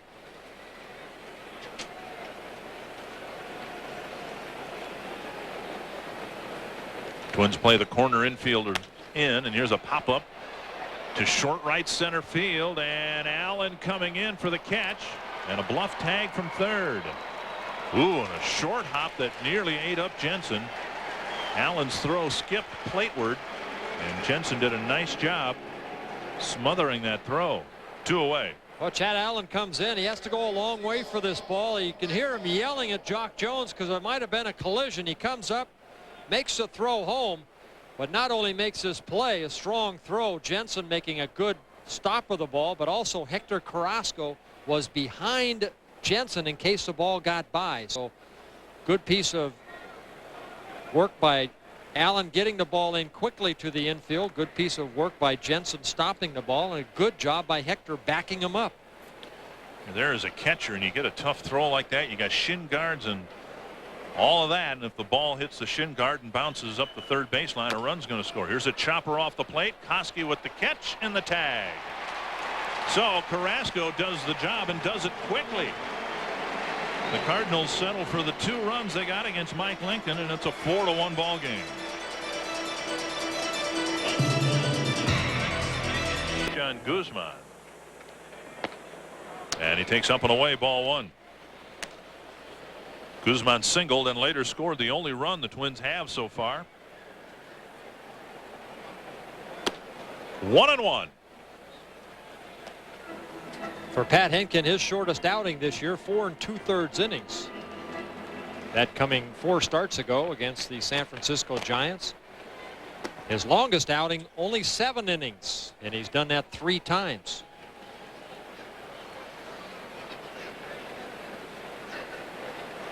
Two and 1 to Guzman. Bluffing a bunt and taking a pitch for ball 3. And I think there's some people partially dressed in red wondering where that pitch was. That looked like a pretty good pitch. 3-1. Well, just a high fastball. Guzman just holds up. 3-1 pitch, grounded to short. Gobbled up by Renteria, and Guzman's retired for the opening out of the 5th. Mark McGwire, unfortunately, if you're not a Twins pitcher, I guess we should say this, unfortunately not playing in this series, but he will make an on-field appearance tomorrow, helping the Pohlad family make a donation to Corner House, a charity that assists abused children, which is something that McGwire has been very, very involved with. Cannizzaro breaks a bat, serves one to right field for a 1-out base hit. And McGwire has backed up his support of programs around the country, helping out abused children with more than his mouth, more than his signature. Good part of his salary goes toward charitable causes that help abused children, and he'll be making a pregame on-field presentation as part of his charitable work here tomorrow night at 6:45. That's a great organization, and McGwire a class act. 1 strike to Matt Lawton. Where do you hide if you're Mark McGwire? You don't. I know Mark McGwire. He will approach anybody. He's just a very friendly type guy, and all this fame and fortune that's come to Mark McGwire, it doesn't faze him because of his personality. You know, I've had limited dealings with him, and he's, as you said, a very nice man. But where do you know, you need private time, and where can you get it when you've achieved the stature that he has? 2 strikes to Lawton. Just off the outside corner, 1-2. Where do you go to eat? Where he's at, playing the game of baseball, what he loves. But where do you go to eat? Where do you go to watch a movie?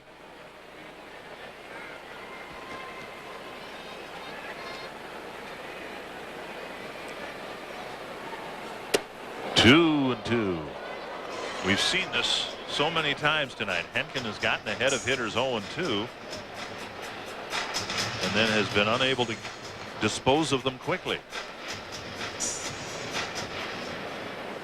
Ended up walking Lawton in the first inning on 4 pitches.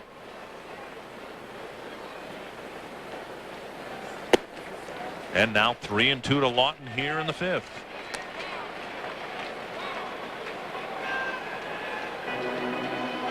And only once has Henkin followed up a Twins hit by not walking the hitter, and that came last inning after Jones' base hit. He came back to strike out Marcus Jensen.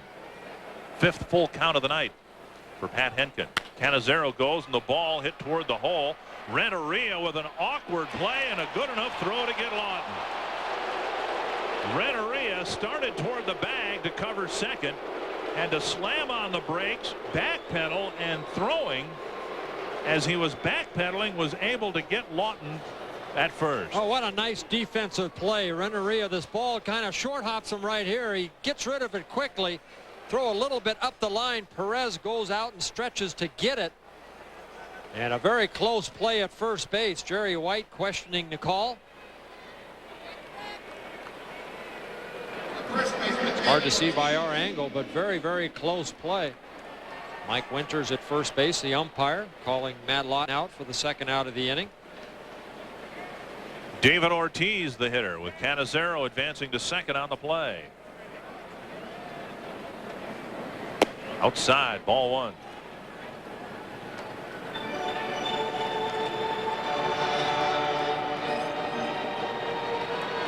Ortiz lined out to Edmonds in the first, drove in a run with a ground ball in the third.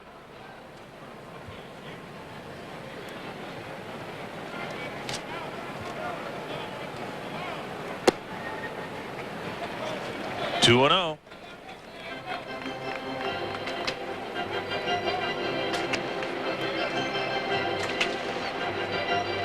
Twins have had the makings of a threat in every inning.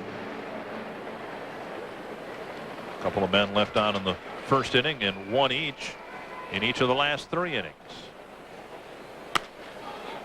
A half swing roller to Renteria. And the Twins come up empty in the fifth. We go to the sixth. The Cardinals lead it 4-1.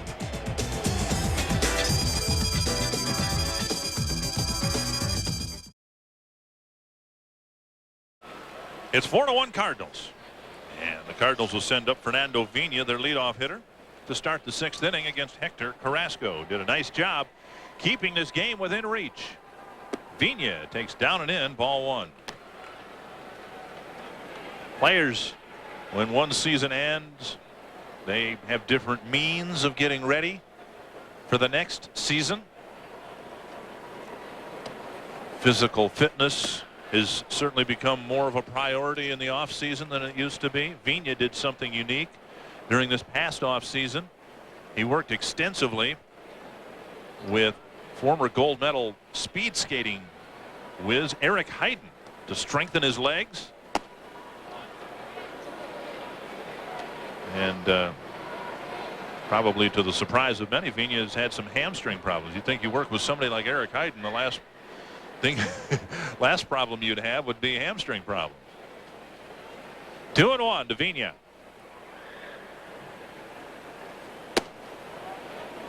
Three and one. It'll be Vina, Renteria, and Edmonds. Vina first came up to the major leagues with the Seattle Mariners back in 1993 as a Rule 5 player. Out of the Mets organization, and then was sold back to the Mets. We have Johan Santana here as a Rule 5 player. And he came back to the majors in 1994 with the Mets, but then got traded to the Brewers and spent 5 seasons with the Brewers. Had a couple good years there. Last year, very frustrating year for Vina. Collided with Jeremy Burnitz on a fly ball and bruised his left knee. Missed most of the season. Carrasco comes back to strike Vina out. Vina is 0 for 4 in the ball game. Charge lines are open tonight if you'd like to be here for part of this marquee homestand. 612-33-TWINS or 1-800-33-TWINS. TwinsBaseball.com is the website address if you like to buy things online.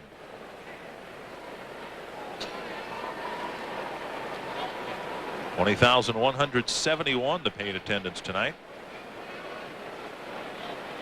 Homestand so far has drawn over 130,000 fans. Twins were expecting in the neighborhood of 160 for the first 2 series, the Cubs and the Cardinals, and they need to draw a little bit better tomorrow than they did tonight to get there. Wrapped foul, 1-1.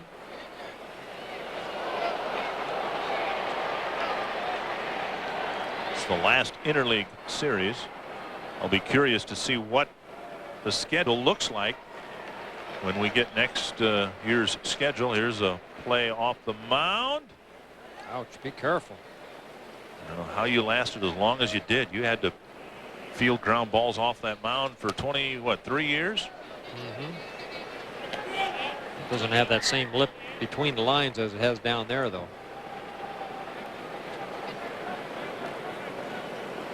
Two and one to Renteria.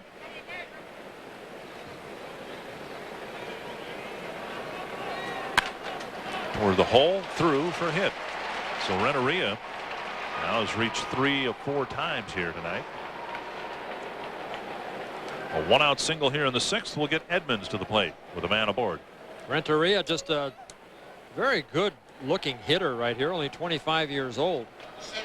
In his 5th major league season already. Gets a second single. The hope is next year that the interleague play will allow teams from the National League East or West to make an appearance here at the Dome. As wonderful of an attraction as Mark McGwire, Sammy Sosa, and the Cardinals and the Cubs are, you know, we've seen them. This is our 4th year playing the Cardinals in interleague play. 1-0 to Edmonds. Wouldn't it be nice to see Mike Piazza here? Again, you and I don't have to pitch to him. But, you know, Tony Gwynn out of the National League West. Yep. Barry Bonds. Who knows, Todd Walker might come back as a member of the Colorado Rockies next year.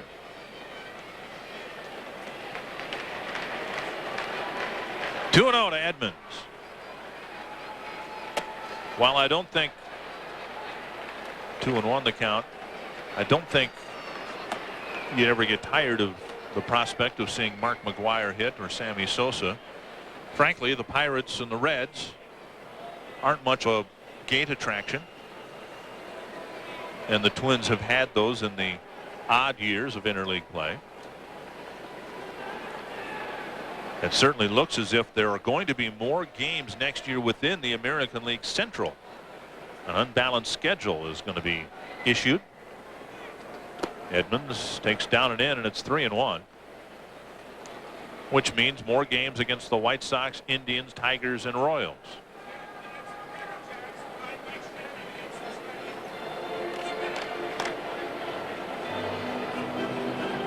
I think Jensen going out and questioning that 2-1 pitch right there from Hector. Tried to come in with a breaking ball falling behind on Edmonds. Now a fastball situation to a fastball hitter.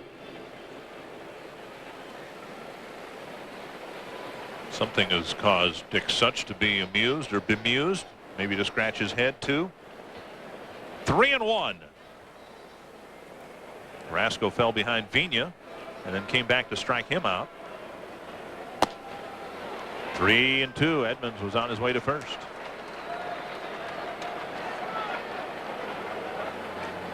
One other name on my wish list for, actually two of them, interleague play: Vladimir Guerrero and Jose Vidro. Yes. The Montreal Expos. I would love to watch those guys play in person.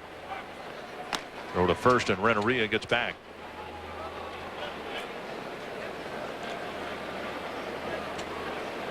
Expos have lost a lot of great players throughout their career.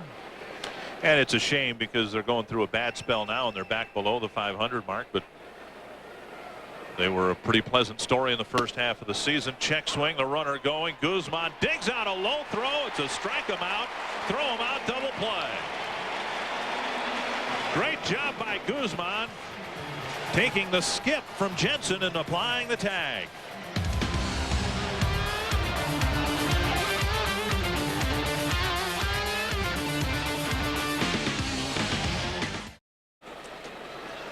Korikoski leads off the bottom of the 6th, taking strike 1 from Pat Henkin. And now a foul for strike 2.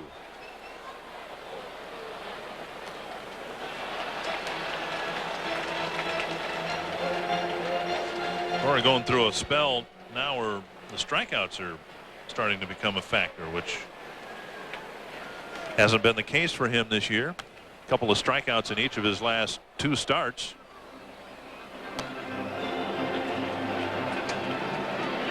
And 2 quick strikes and a foul ball from Henkin here leading off the 6th. Corey hit the ball very sharply in his first at bat. Bases low, 2 outs, and Polanco at third base made a great play. Off the end of the bat, Perez, tough throw, and Henkin makes a nice catch and then tap of the bag for the first out of the 6th. One of the hardest plays for a pitcher is this one right here, where that first baseman has to come in and field the ball. You have to not only look for the ball, you have to try to find the bag at the same time. Perez flips it, and then Henkin gets over there in plenty of time to tag the bag. Always so afraid sometimes a base runner might get there as soon as you do and maybe step on your ankle. Or you step on his. That's okay. Thomas takes the first pitch strike. Henkin, the veteran, doing what a veteran should do with a lead. He's throwing strike 1 and very often strike 2 right away. Off the plate, Renteria has already made 1 nice play. And he makes another one here. Nearly handcuffed Perez with his P to first base. 2 outs. I'm sure as a middle infielder, you just don't know in a high chopper like this over the mound how quick that base runner is going to get out of the box. He hesitates a split second. Looks like he has a little tough time finding the handle on the ball, and then just throws a rocket over to Perez for the 2nd out. Here's Chad Allen. Down and away, ball 1. Allen singled in the 2nd and was caught looking in the 4th. 1-1. Look at that, 18 of 25 starting strike 1. Very good ratio right there. Again, you face 25 batters. That's exactly where you want to be, somewhere between 18 and 20. Henkin right now ready to throw his 100th pitch. And true to form, it's a strike. 1-2.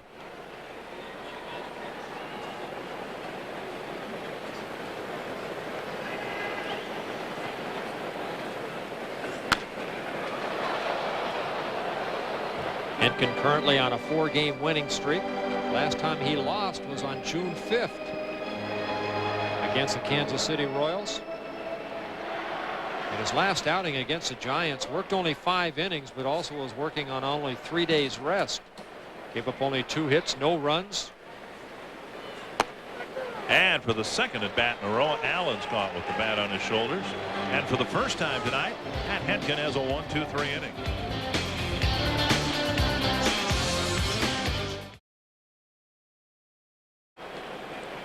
Half the Cardinal 4 runs produced by Fernando Tatis with a 2-run home run in his last at bat. And he's just taken ball 1 from Hector Carrasco. Popped up. It's a foul ball, I think. Guzman near the bullpen makes the catch.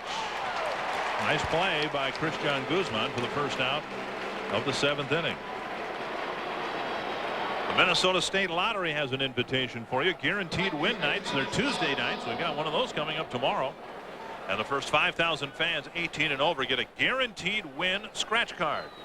Prizes include autographed baseballs, free lottery tickets, and a trip for 2 to Cancun, Mexico, courtesy of MLT Vacations. 1 away in the 7th. Here's Thomas Howard. And he wraps the first pitch into right center field. Jones with a nice job backhanding it, but Howard's going to scamper to 2nd anyway. So a 1-out double by Thomas Howard. He's reached 3 straight times in tonight's game. Well, Hector just giving up his 2nd base hit in his outing. Gave up a base hit last inning. Howard fastball, just hitting this ball so sharply through the infield. It gets just, Jock Jones does a good job of getting to it. Howard in with a 1-out double, his 2nd hit of the ball game.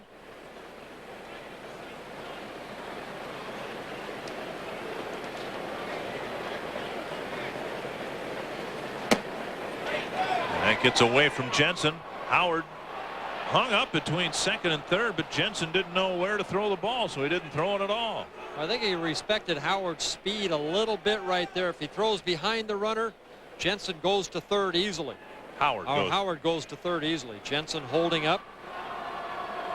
But the only thing he could have done is run at Howard, but Howard gets back. It's almost as if Howard was trying to decoy him into throwing back to second, right, and turn around and scamper to third. There's a strike. Well, there's a lot going on here tomorrow baseball-wise. We told you the final game of the Cardinals series, and Mark McGwire will make a pregame presentation, but also the commissioner is going to be in town. Bud Selig will be here to address Minnesotans for Major League Baseball. The advisory committee put together by Twins CEO Chris Klauser.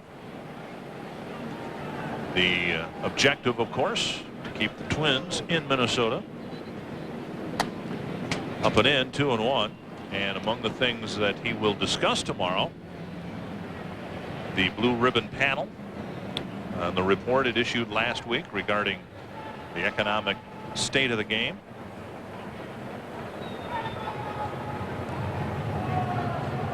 Two and one to Perez. The meeting tomorrow, and the address by the commissioner, will be at the Bravo Restaurant Meeting and Events Center in downtown Minneapolis from 4 to 5:30. Commissioner will meet with the media following the meeting. I wish I could be there. I have a feeling we're going to be tied up trying to secure our seats in left field. There's a grounder to short. Guzman to Ortiz, and that's out number 2. Howard advancing to third.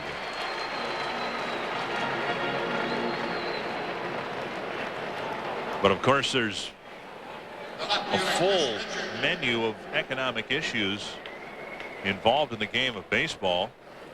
And in a way, it's kept the Cardinals from doing the one thing they'd like to do more than anything else, and that is lock up Mark McGwire to a lifetime contract. McGwire is signed through this year and next. And he says he won't even talk with the Cardinals about a contract extension until he is sure that we do not have a work stoppage. He says if there's a lockout or a strike, he's done. He's going to quit. Says he doesn't want to put the fans through that again, and I applaud him for taking that stance. Doesn't want to be part of it. Shattered bat. Everybody is safe, and Cannizzaro has a flip to Ortiz. An ugly out, but an out. Richard probably wanted to hang on to that bat. That's the one he used to hit a home run in his first major league at bat. Jacque Jones leads it off for the Twins in the home half of the 7th. He's just taken a fastball for ball 1. And now 1 for strike 1. Jones has reached each time against Pat Henkin, having never hit against him before. 1-2. And Henkin pitching in the 7th inning, which hasn't happened as often as we're used to seeing him pitch deep into a ball game. Twins will send up Jones, Jensen, and Guzman here in the 7th, down by 3. Pulled to the right side and past a diving Perez, and Jacque Jones has 2 of the 6 Twins hits against Pat Henkin. Jacque Jones coming into this game just 2 hits in his last 12 at bats. A 2 for 2 night. So Jacque Jones hopefully gets it going again. Perez dives for the ball, just comes up a little short.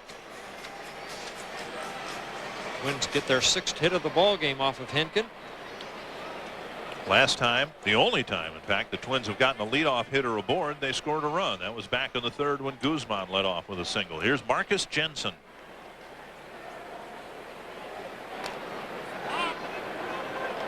First a look over, and then Jones didn't immediately get back to the bag, so Henkin threw over there. A pop to short, and then a strikeout for Marcus Jensen.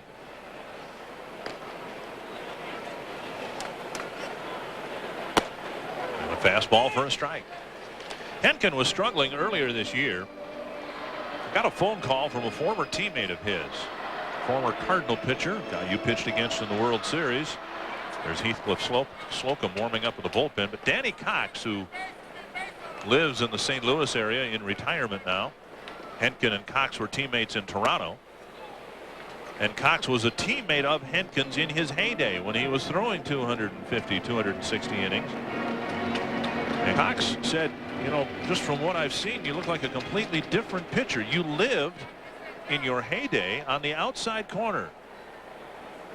And Henkin said, you know, maybe you're right. And we've seen, I think, evidence of that tonight. He has really clipped the outside corner on a consistent basis in tonight's game. Jensen pulls one through the hole, and the Twins have back-to-back singles to start the 7th inning. Well, there's a couple of corners of the plate, inside and outside, and if you don't control the outside, the inside, the way that the hitters turn on these balls nowadays, you're not going to have a lot of success. A fastball outer half of the plate, he gets the ground ball, but it's through the hole again. So the Twins have their first 2 hitters here in the 7th inning on base. Neither ball hit particularly hard, but now Henkin and Matheny having an animated discussion. This copyrighted telecast presented by the authority of the Minnesota Twins and may not be reproduced or retransmitted in any form without the express written consent of the Minnesota Twins.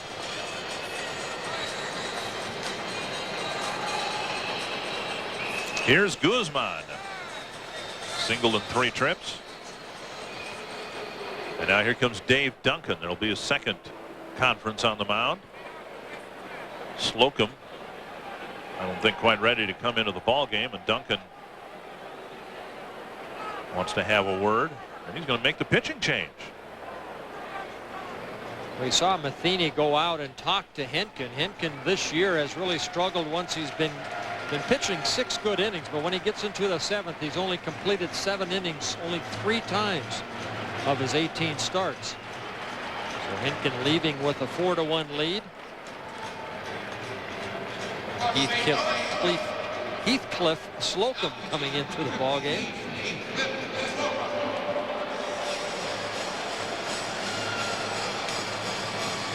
And Slocum comes in with the Twins putting a couple of runners aboard, and they'll bring the tying run to the plate in Christian Guzman. Twins and Marquette Banks have the offer for you that Bert alluded to before. The Marquette Banks family section. It's located right above us, section 225, where no alcohol can be purchased or consumed. Family section ticket package gets you a reserve ticket, a hot dog, and soft drink, all for just $12. And if you like tickets, you can call the charge lines. It's a good seat in the infield, elevated, and alcohol free. Section 225.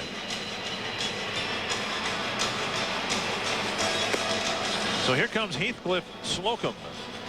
Slocum, 34 years old, making his 39th appearance, a 5.40 earned run average, a 2-3 record.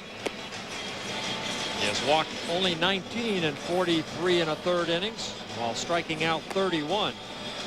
Opponents hitting .278 off of Slocum. Slocum in his first year with the Cardinals. Last year pitched with the Cardinals and also the Baltimore Orioles. His career started back in 1991.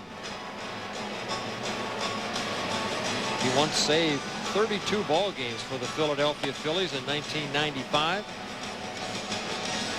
And a long time ago, he was a Rule 5 pick. Back in 1986, the Cubs picked him up in the Rule 5 draft. Rule 5 minor league draft. So the Cardinals now playing the infield in a little bit here, particularly at third base with Guzman and his bunting ability and good speed.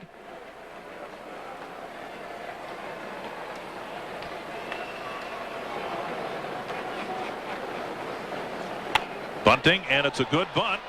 Slocum with a tough throw to make, but he makes it. 2 runners advance.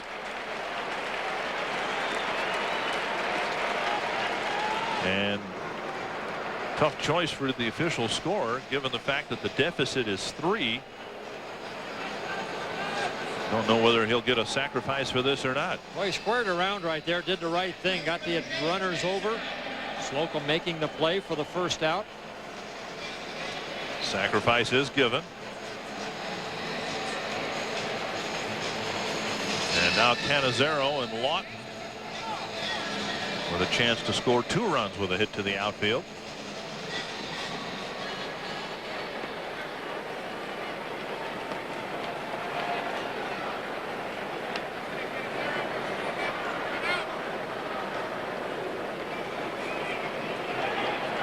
Cannizzaro has reached all 3 times, a couple of hits and a walk, and that's exactly what the Twins need here. A successful plate appearance by their second baseman. Swinging away aggressively, and a foul for the first strike.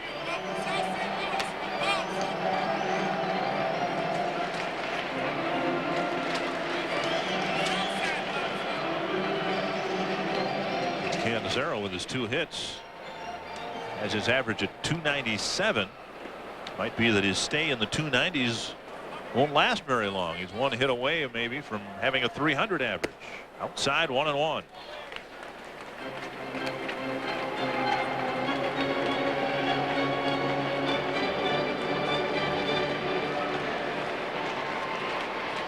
Jim Edmonds in center field playing very shallow. Cannizzaro with pretty good pop in his bat. Lifted foul down the right field line, 1-2.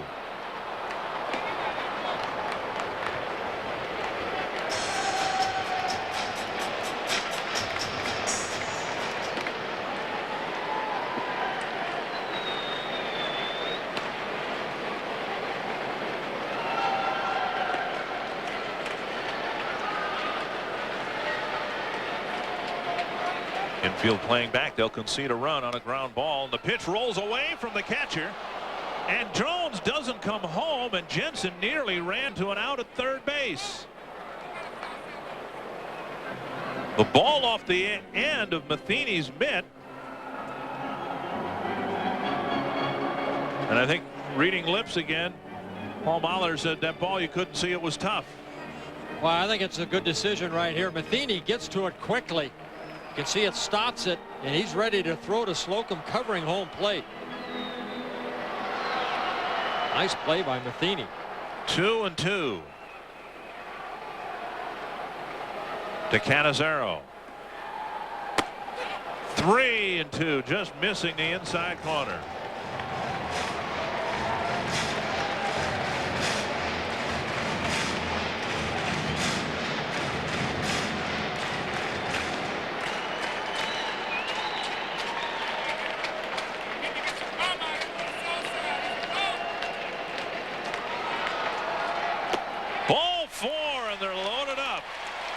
And we've got a little sideshow here at the Metrodome.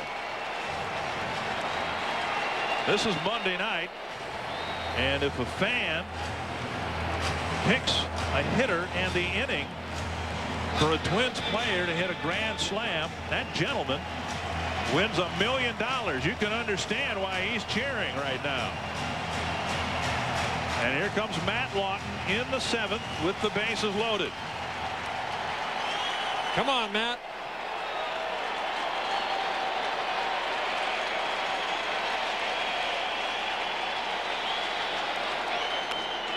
Bounced up the middle. And they get the out at first. A run scores. And now a double play. But the run does score. So no grand slam, no $1 million for a fan. And just 1 run for the Twins.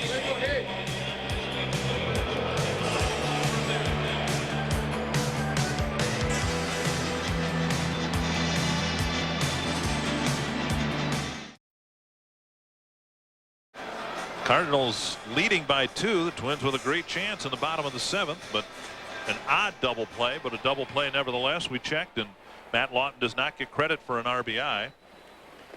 But Jones scored.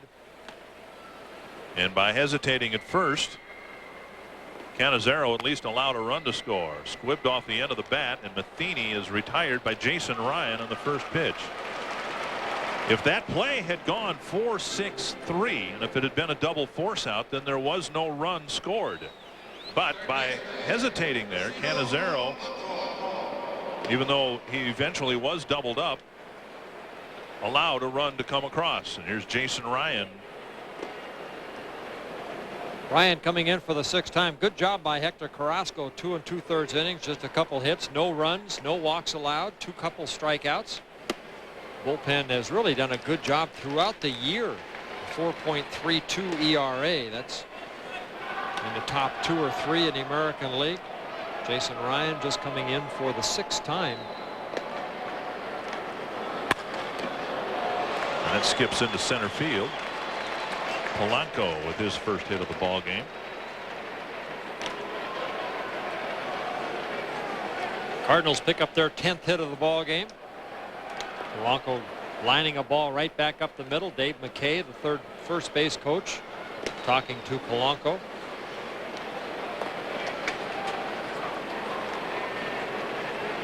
And now left-handed hitting Fernando Vina will hit, but not against Jason Ryan. Ron Gardenhire wanted him to face just 2 hitters. And then Vina. 2 hitters later, it's Jim Edmonds. So Ryan gets 1 of 2 hitters here in the 8th inning, and Travis Miller will try to get the final 2 outs of the 8th. Travis pitched in last night's ball game against St. Louis, worked just 1/3 of an inning, got a strikeout. He was asked to come in, just threw 5 pitches. And he struck out Jim Edmonds in the 8th inning in last night's ball game.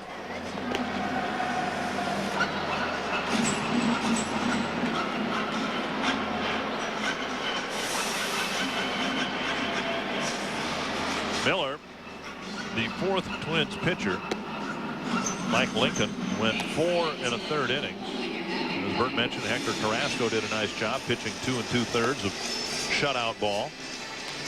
All the Cardinal runs charged to the Twins starter. You see the numbers on Travis Miller. A 1.89 ERA. He's just allowed 7 earned runs over his last 31 1/3 innings pitched. That covering 32 appearances. In this day and age of giving up just 2 home runs in 42 2/3 innings is pretty good. And those home runs came April 6th and 7th. So he hasn't given up a home run since then. There's that strikeout last night of Jim Edmonds. Only 1 inning, 1/3 of an inning work.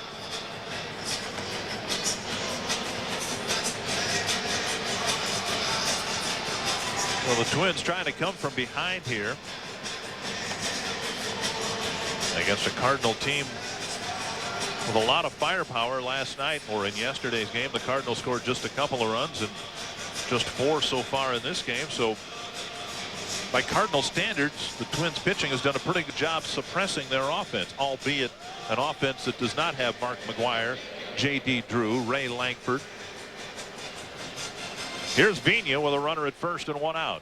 Well, Redmond last night, 2 runs allowed in 7+ innings. A bullpen, 2 shutout innings so far here. Tonight, 3 shutout innings by the bullpen, keeping at a 4-2 game.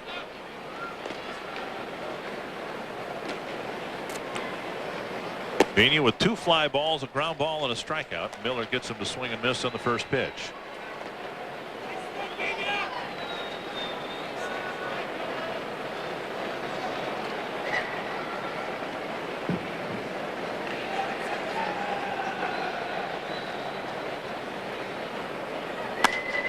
Lifted foul and out of play, 2 strikes.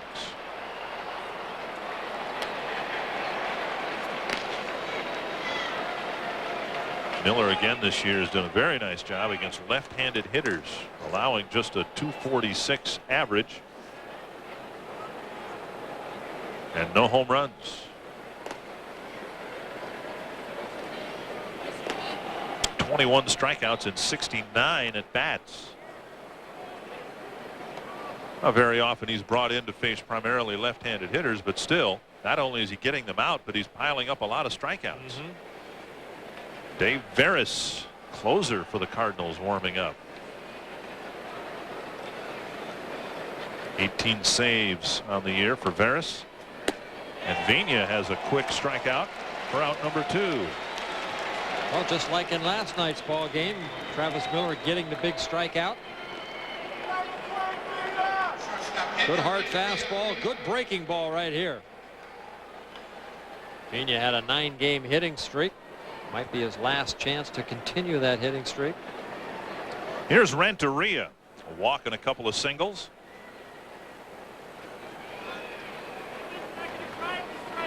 Cardinals have a 7-game lead coming into play today. The Reds have already lost to the Tigers 3-1. Tigers playing pretty good baseball as late. Renteria takes one down the middle of strike. So a Cardinal win would increase the lead to 8 games.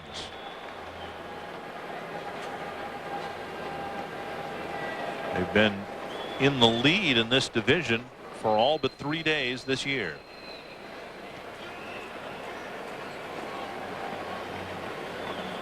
One strike to Renteria. Strike 2.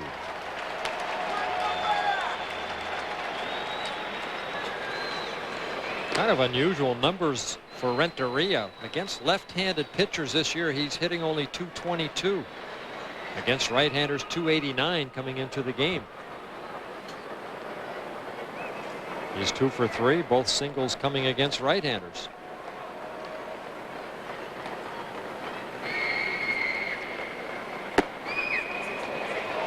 1-2.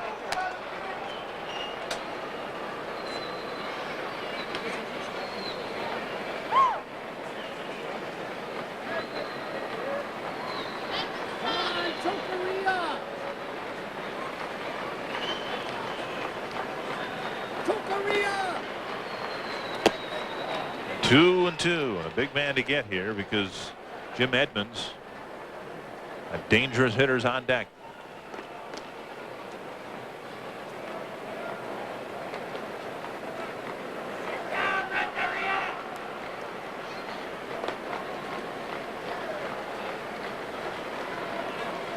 Travis Miller, 27 years old. 6'3", 215 pounds. And now 3-2. With 2 gone, Polanco will get an early break from first base.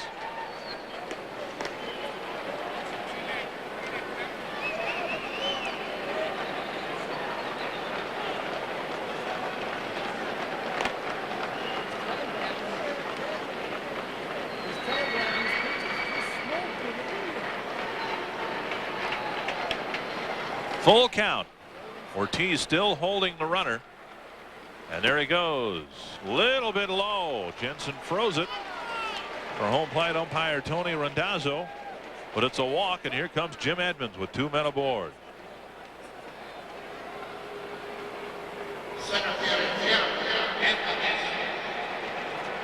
Edmonds hits his first 2 times up, a line out his 3rd time up, and then a strikeout in the 6th.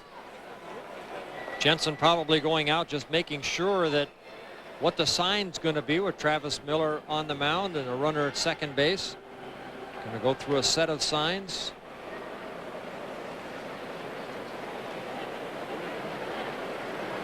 Last night's ball game, Miller struck out Edmonds in the 8th inning.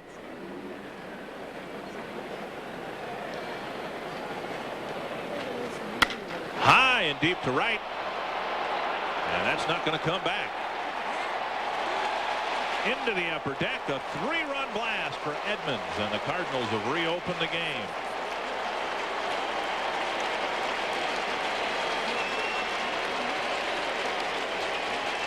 Jumping all over the first pitch. Edmonds hits a 3-run bomb, and the Cardinals lead at 7-2. Edmonds with 3 RBIs, now with 64 RBIs, hits his 27th home run. It's a breaking ball, just stays up. He struck out Edmonds last night on a breaking ball down and away. This one up. Edmonds delivers it up into the upper deck. 3 home runs for the Cardinals, now 160 on the year. And here is Tatis. He has 1 of the home runs. So Miller's long homerless streak ends. Should have never mentioned it. So it was my fault. No. And there's strike two. I think it was a hanging breaking ball's fault.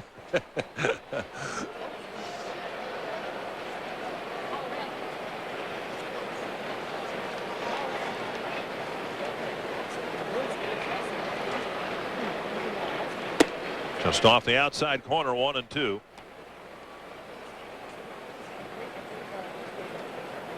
Tatis hit a 2-run home run against Mike Lincoln in the 5th inning.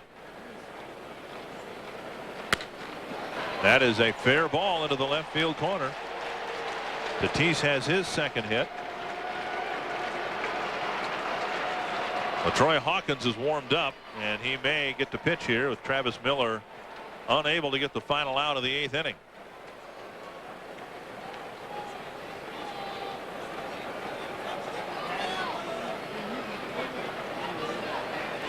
Not a bad pitch, down and in, but Tatis just drops the head of the bat. Lines are right over Koski's head into that corner here at the Metrodome. Rattles around. Tatis on with a double, his 12th double of the season. Second hit of the ball game. No pitching change for the Twins. And Thomas Howard at the plate. He's got a couple of hits and a walk. Howard, a switch hitter, does not have a hit yet as a right-handed hitter this year. Chopper to third, and now good play by Koski. They had no chance to get the runner Howard going down the line, and instead he holds onto the ball and gets Tatis, who had no business wandering away from third. Jim Edmonds with an upper deck home run with 2 men aboard, and the Cardinals lead by 5. Heathcliff Slocum walked off the mound in the 7th with a 2-run lead, and now he takes the mound in the 8th with a 5-run lead. David Ortiz leading it off for the Twins, and he takes a fastball for a strike. It'll be Ortiz, Koski, and Cummings. And none of the 3 hitters has a hit yet. They're all 0 for 3. 1-1. Craig Paquette out in right field for the Cardinals. Twins haven't tested Chris Richard in left field yet. They haven't had one fly ball to him in his major league debut, playing without question the most difficult outfield in the major leagues.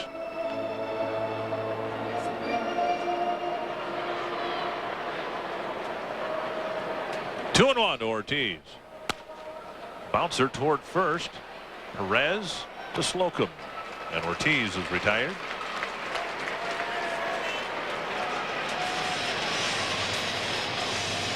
Charge lines are still open tonight if you'd like to catch the Twins at the Dome this year in this homestand or beyond. 612-33-TWINS or 1-800-33-TWINS.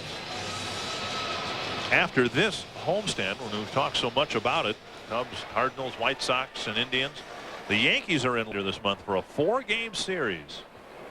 Thursday, Friday, and Saturday nights, and then Sunday afternoon.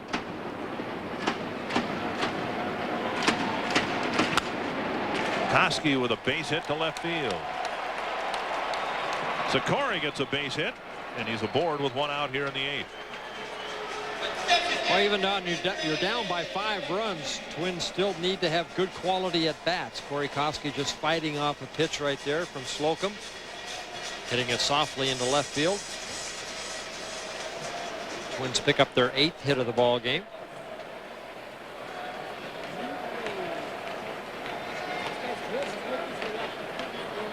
Here's Cummings. 0 for 3, hit 1 ball hard, lining out to Edmonds in center, and there's a first pitch strike. Ron Coomer, who has DH'd or played first base, held out of the starting lineup again today. He's got a jammed left shoulder. It's his glove hand. Half swing and a strike, 0-2.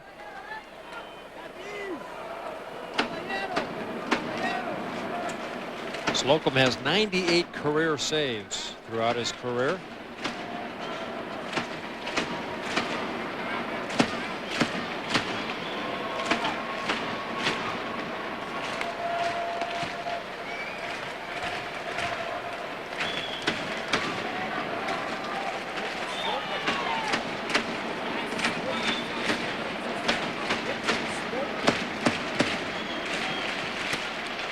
Inside, another nice dig by Matheny. He may be the best in the National League at blocking pitches. People who see him on a regular basis think so.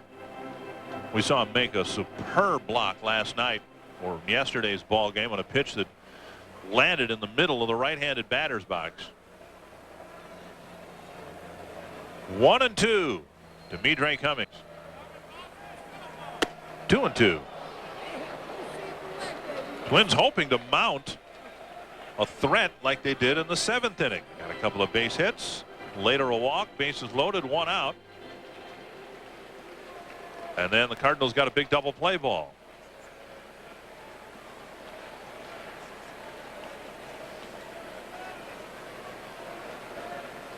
Take your time. Take your time.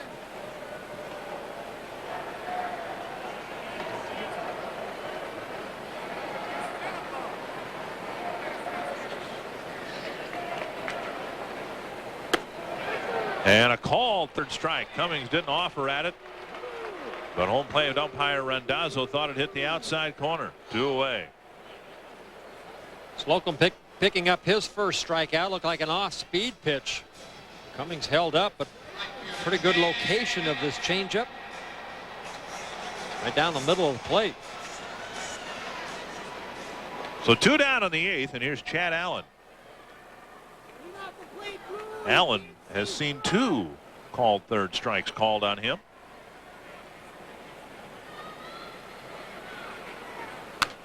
Foul back.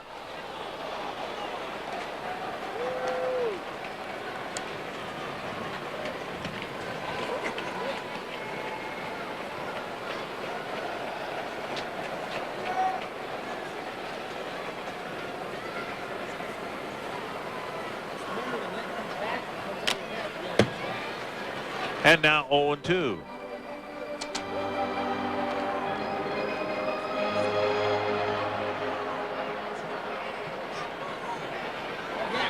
Cardinals have an all right-handed bullpen right now. Alan Bennis, Mike James, Mike Morris, Heathcliff Slocum.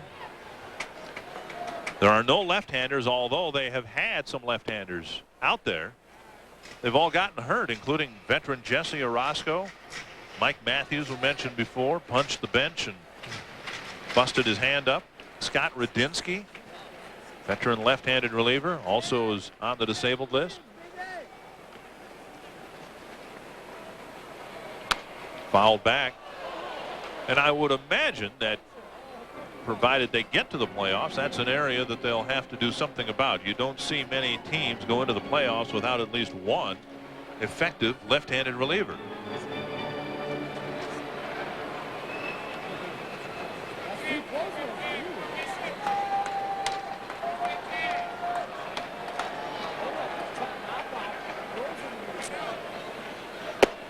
Half swing, strike 3, and Allen knew it. So Slocum pitches a scoreless 8th, and we go to the 9th with the Cardinals up by 5.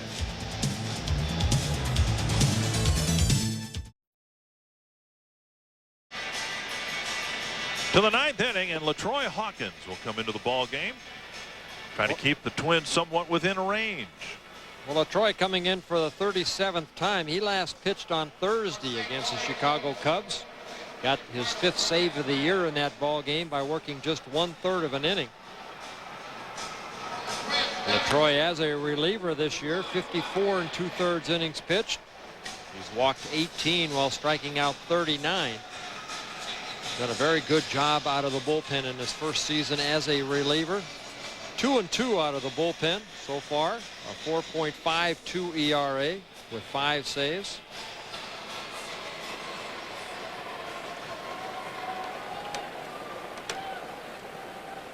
Got the save cleaning up the ball game last night for Mark Redmond. Redmond picking up his 7th win. And Eduardo Perez, Chris Richard, and Mike Matheny will hit against Hawkins.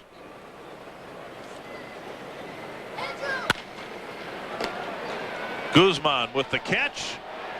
And Ortiz can't dig the ball out. And it'll be a single and an error charge to Guzman.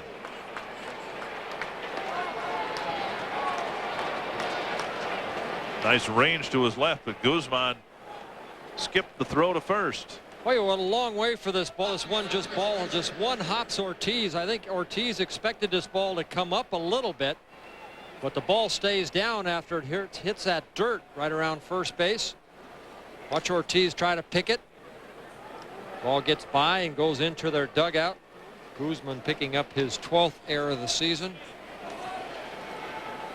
Runner at second for Chris Richard.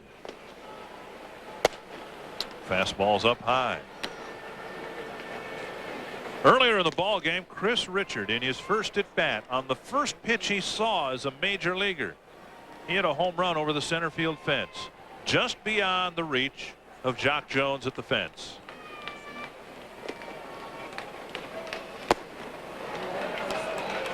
One and one.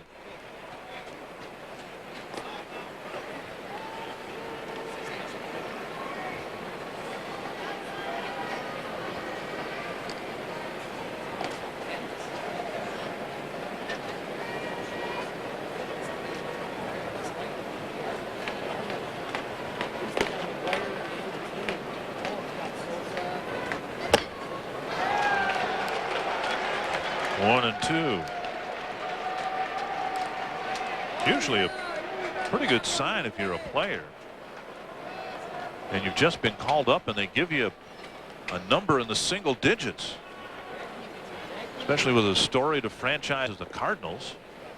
The number 1 has been retired, Ozzie Smith. The number 2, Red Schoendienst. The number 6, Stan Musial. The number 9, Enos Slaughter. Now, they must think pretty highly of Richard. They gave him number 8. Hawkins has to deliver a P to first, a close play, and Richard is retired for the first out with Perez advancing to third. High hopper off the plate, and Hawkins threw his best fastball of the night to get the runner at first. Boy, he sure did. Sets up and just throws a P to Ortiz, just getting Richards for the first out. Perez advances over to third.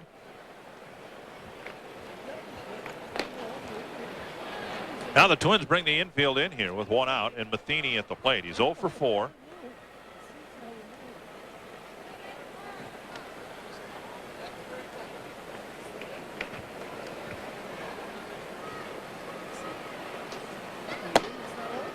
Fastball up and away. Ball 1. And we've told this story before, but bears repeating. You're number 28 in Twins lore. How did you end up with number 28? Just given to me by Jim Ray Crump, actually, in the Twins back in 1970. No history behind that number as far as, you know, high school days or anything. Toward the hole, Guzman goes to first. Had a very tough throw to make, having to shift his momentum toward the hole. Perez got a good break from third, so a run scores. 2 away, and it's 8-2. Matheny picks up an RBI on that 6-3 put out, his 24th of the year. Christian Guzman makes a nice play. Maybe had a shot at home plate with Perez, not with good speed, but Perez makes it an 8-2 Cardinal lead. And here is Polanco.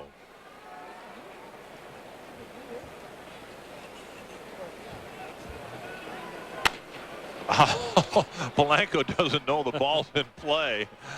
Started his swing, tried to check, avoid being hit by the pitch. And while Chris Richard has an at-bat to remember tonight, this is one Polanco would like to forget.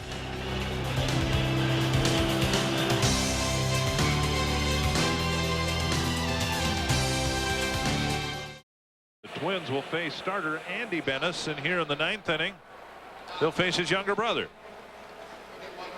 Alan Benes coming in for just a 14th time out of relief. A 2-1 record, a 5.24 ERA. He's struck out 13 in 22 1/3 innings while walking 9.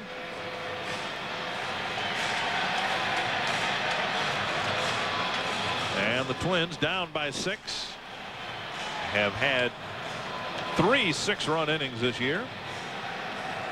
Jock Jones has had a perfect night. His fan club doesn't have very good seats, but he has had a very good night. Here's a deep drive to right. And gone. A team-leading 15th home run of the year. His fan club in left center field, and he hits it out to right center. Well, a good night for Jock Jones to get that bat going again. Hits his 15th home run, driving in himself 47 RBIs. Just got a fastball up from Alan Bennis. Bennis coming back from shoulder surgery. He's missed the last couple seasons because of that. Here's Marcus Jensen lifting one down the left field line, and Richard is going to have a chance here, and he makes a nice play. So a nice run and catch in foul territory for Chris Richard, one away. Never took his eye off ball. You can't in this ballpark. Ball coming back a little bit. Tough play because of that mound down there. You know it's somewhere around there because you have to keep your eye on the ball. Here is Guzman.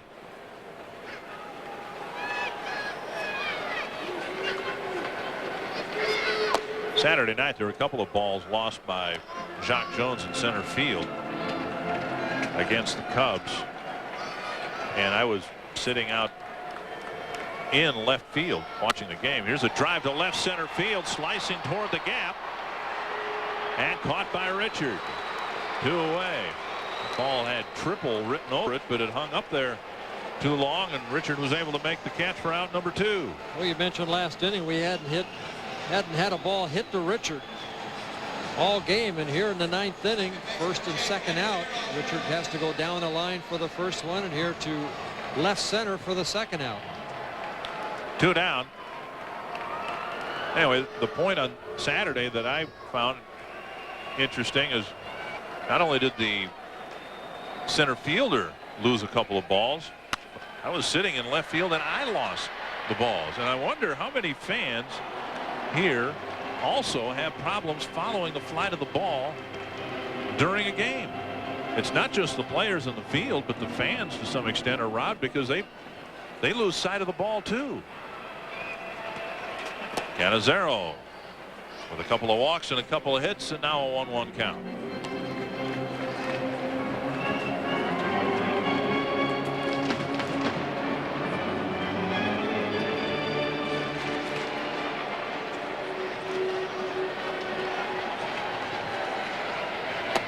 One and 2. The Twins are down to their last strike.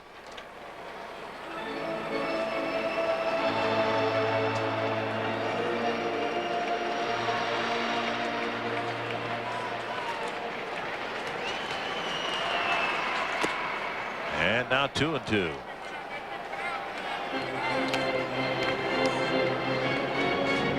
Cardinals in pretty good shape to pick up another game on the Reds. It would be an 8-game lead in the National League Central. Up and in, 3 and 2. Lawton's on deck.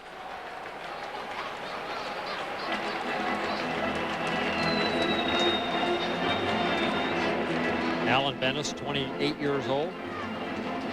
Started for the Cardinals 1996 and 1997 before hurt his shoulder. Hey, Canizero with 3 hits, and maybe by tomorrow he'll have a 300 batting average. Fell behind, worked the count even, and then got his 3rd hit of the night. Well, he spent so many years in the San Francisco Giant organization behind Jeff Kent. Here getting an opportunity to play on a daily basis. Canizero now getting that average near 300. Here's Matt Lawton looking for his first hit. Lifting one foul down the left field line. If you wanted to reduce this game to 2 at-bats, you could do so on the bottom of the 7th and top of the 8th. Lawton came up with the bases loaded and 1 out. Twins down by 3 runs at the time. He bounced into a double play. And then in the top of the 8th, the Cardinal #3 hitter, Jim Edmonds, came up with 2 men aboard and hit one into the upper deck. It's unfair to do that because Lawton's been a productive hitter for the Twins, but kind of knew after watching the 2 third-place hitters hit in that sequence that it was not going to be a good night for the Twins. Pitch in the dirt. Matheny blocked it, but Cannizzaro advances anyway. It's 1-2.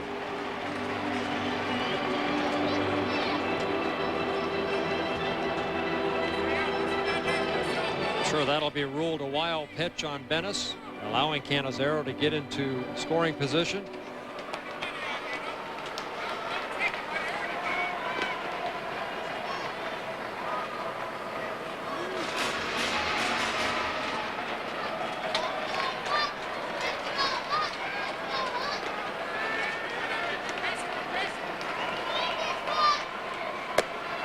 Two and two.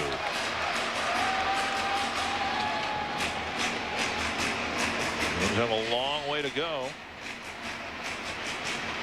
here in the 9th inning, but 1 run's already scored. Another runner in scoring position.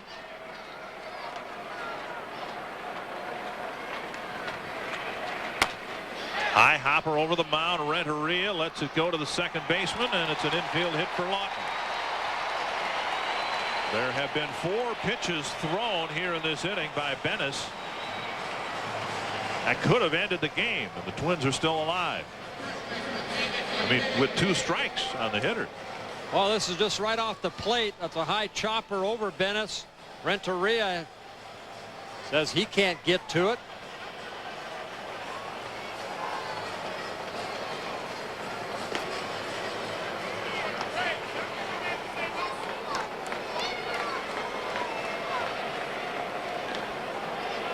So Dave Duncan has to make a move he didn't want to have to make.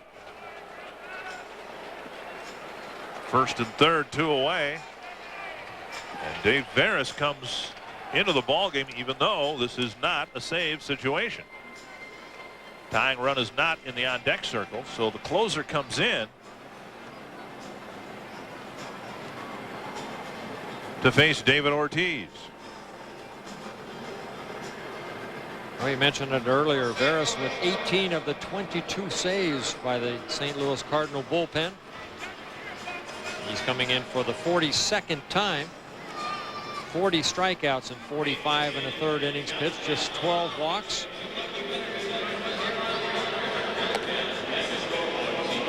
Veras 33 years old, 6'2", 220 pounds. Close games last year for the Rockies, 31 of them. He had an ERA of 5.14. When you play half your games in Coors Field, that's not that bad as a closer. But he got out of the mile-high air, pitching principally at Busch Stadium. And he's just about cut his ERA in half. He's with his 4th major league team. A couple of years, or parts of 2 with Houston. A couple of years with Montreal, 2 with Colorado. Came along with Darryl Kyle from the Rockies, and both pitchers have done a great job in their new situation. New stadium, new organization, and a different altitude.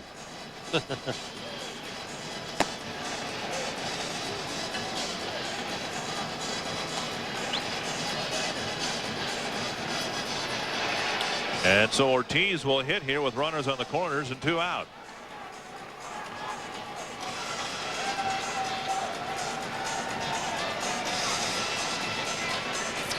Ortiz hitless on the night, and there haven't been many hitless games for David Ortiz in the last month. He gets 1 more opportunity here in the 9th.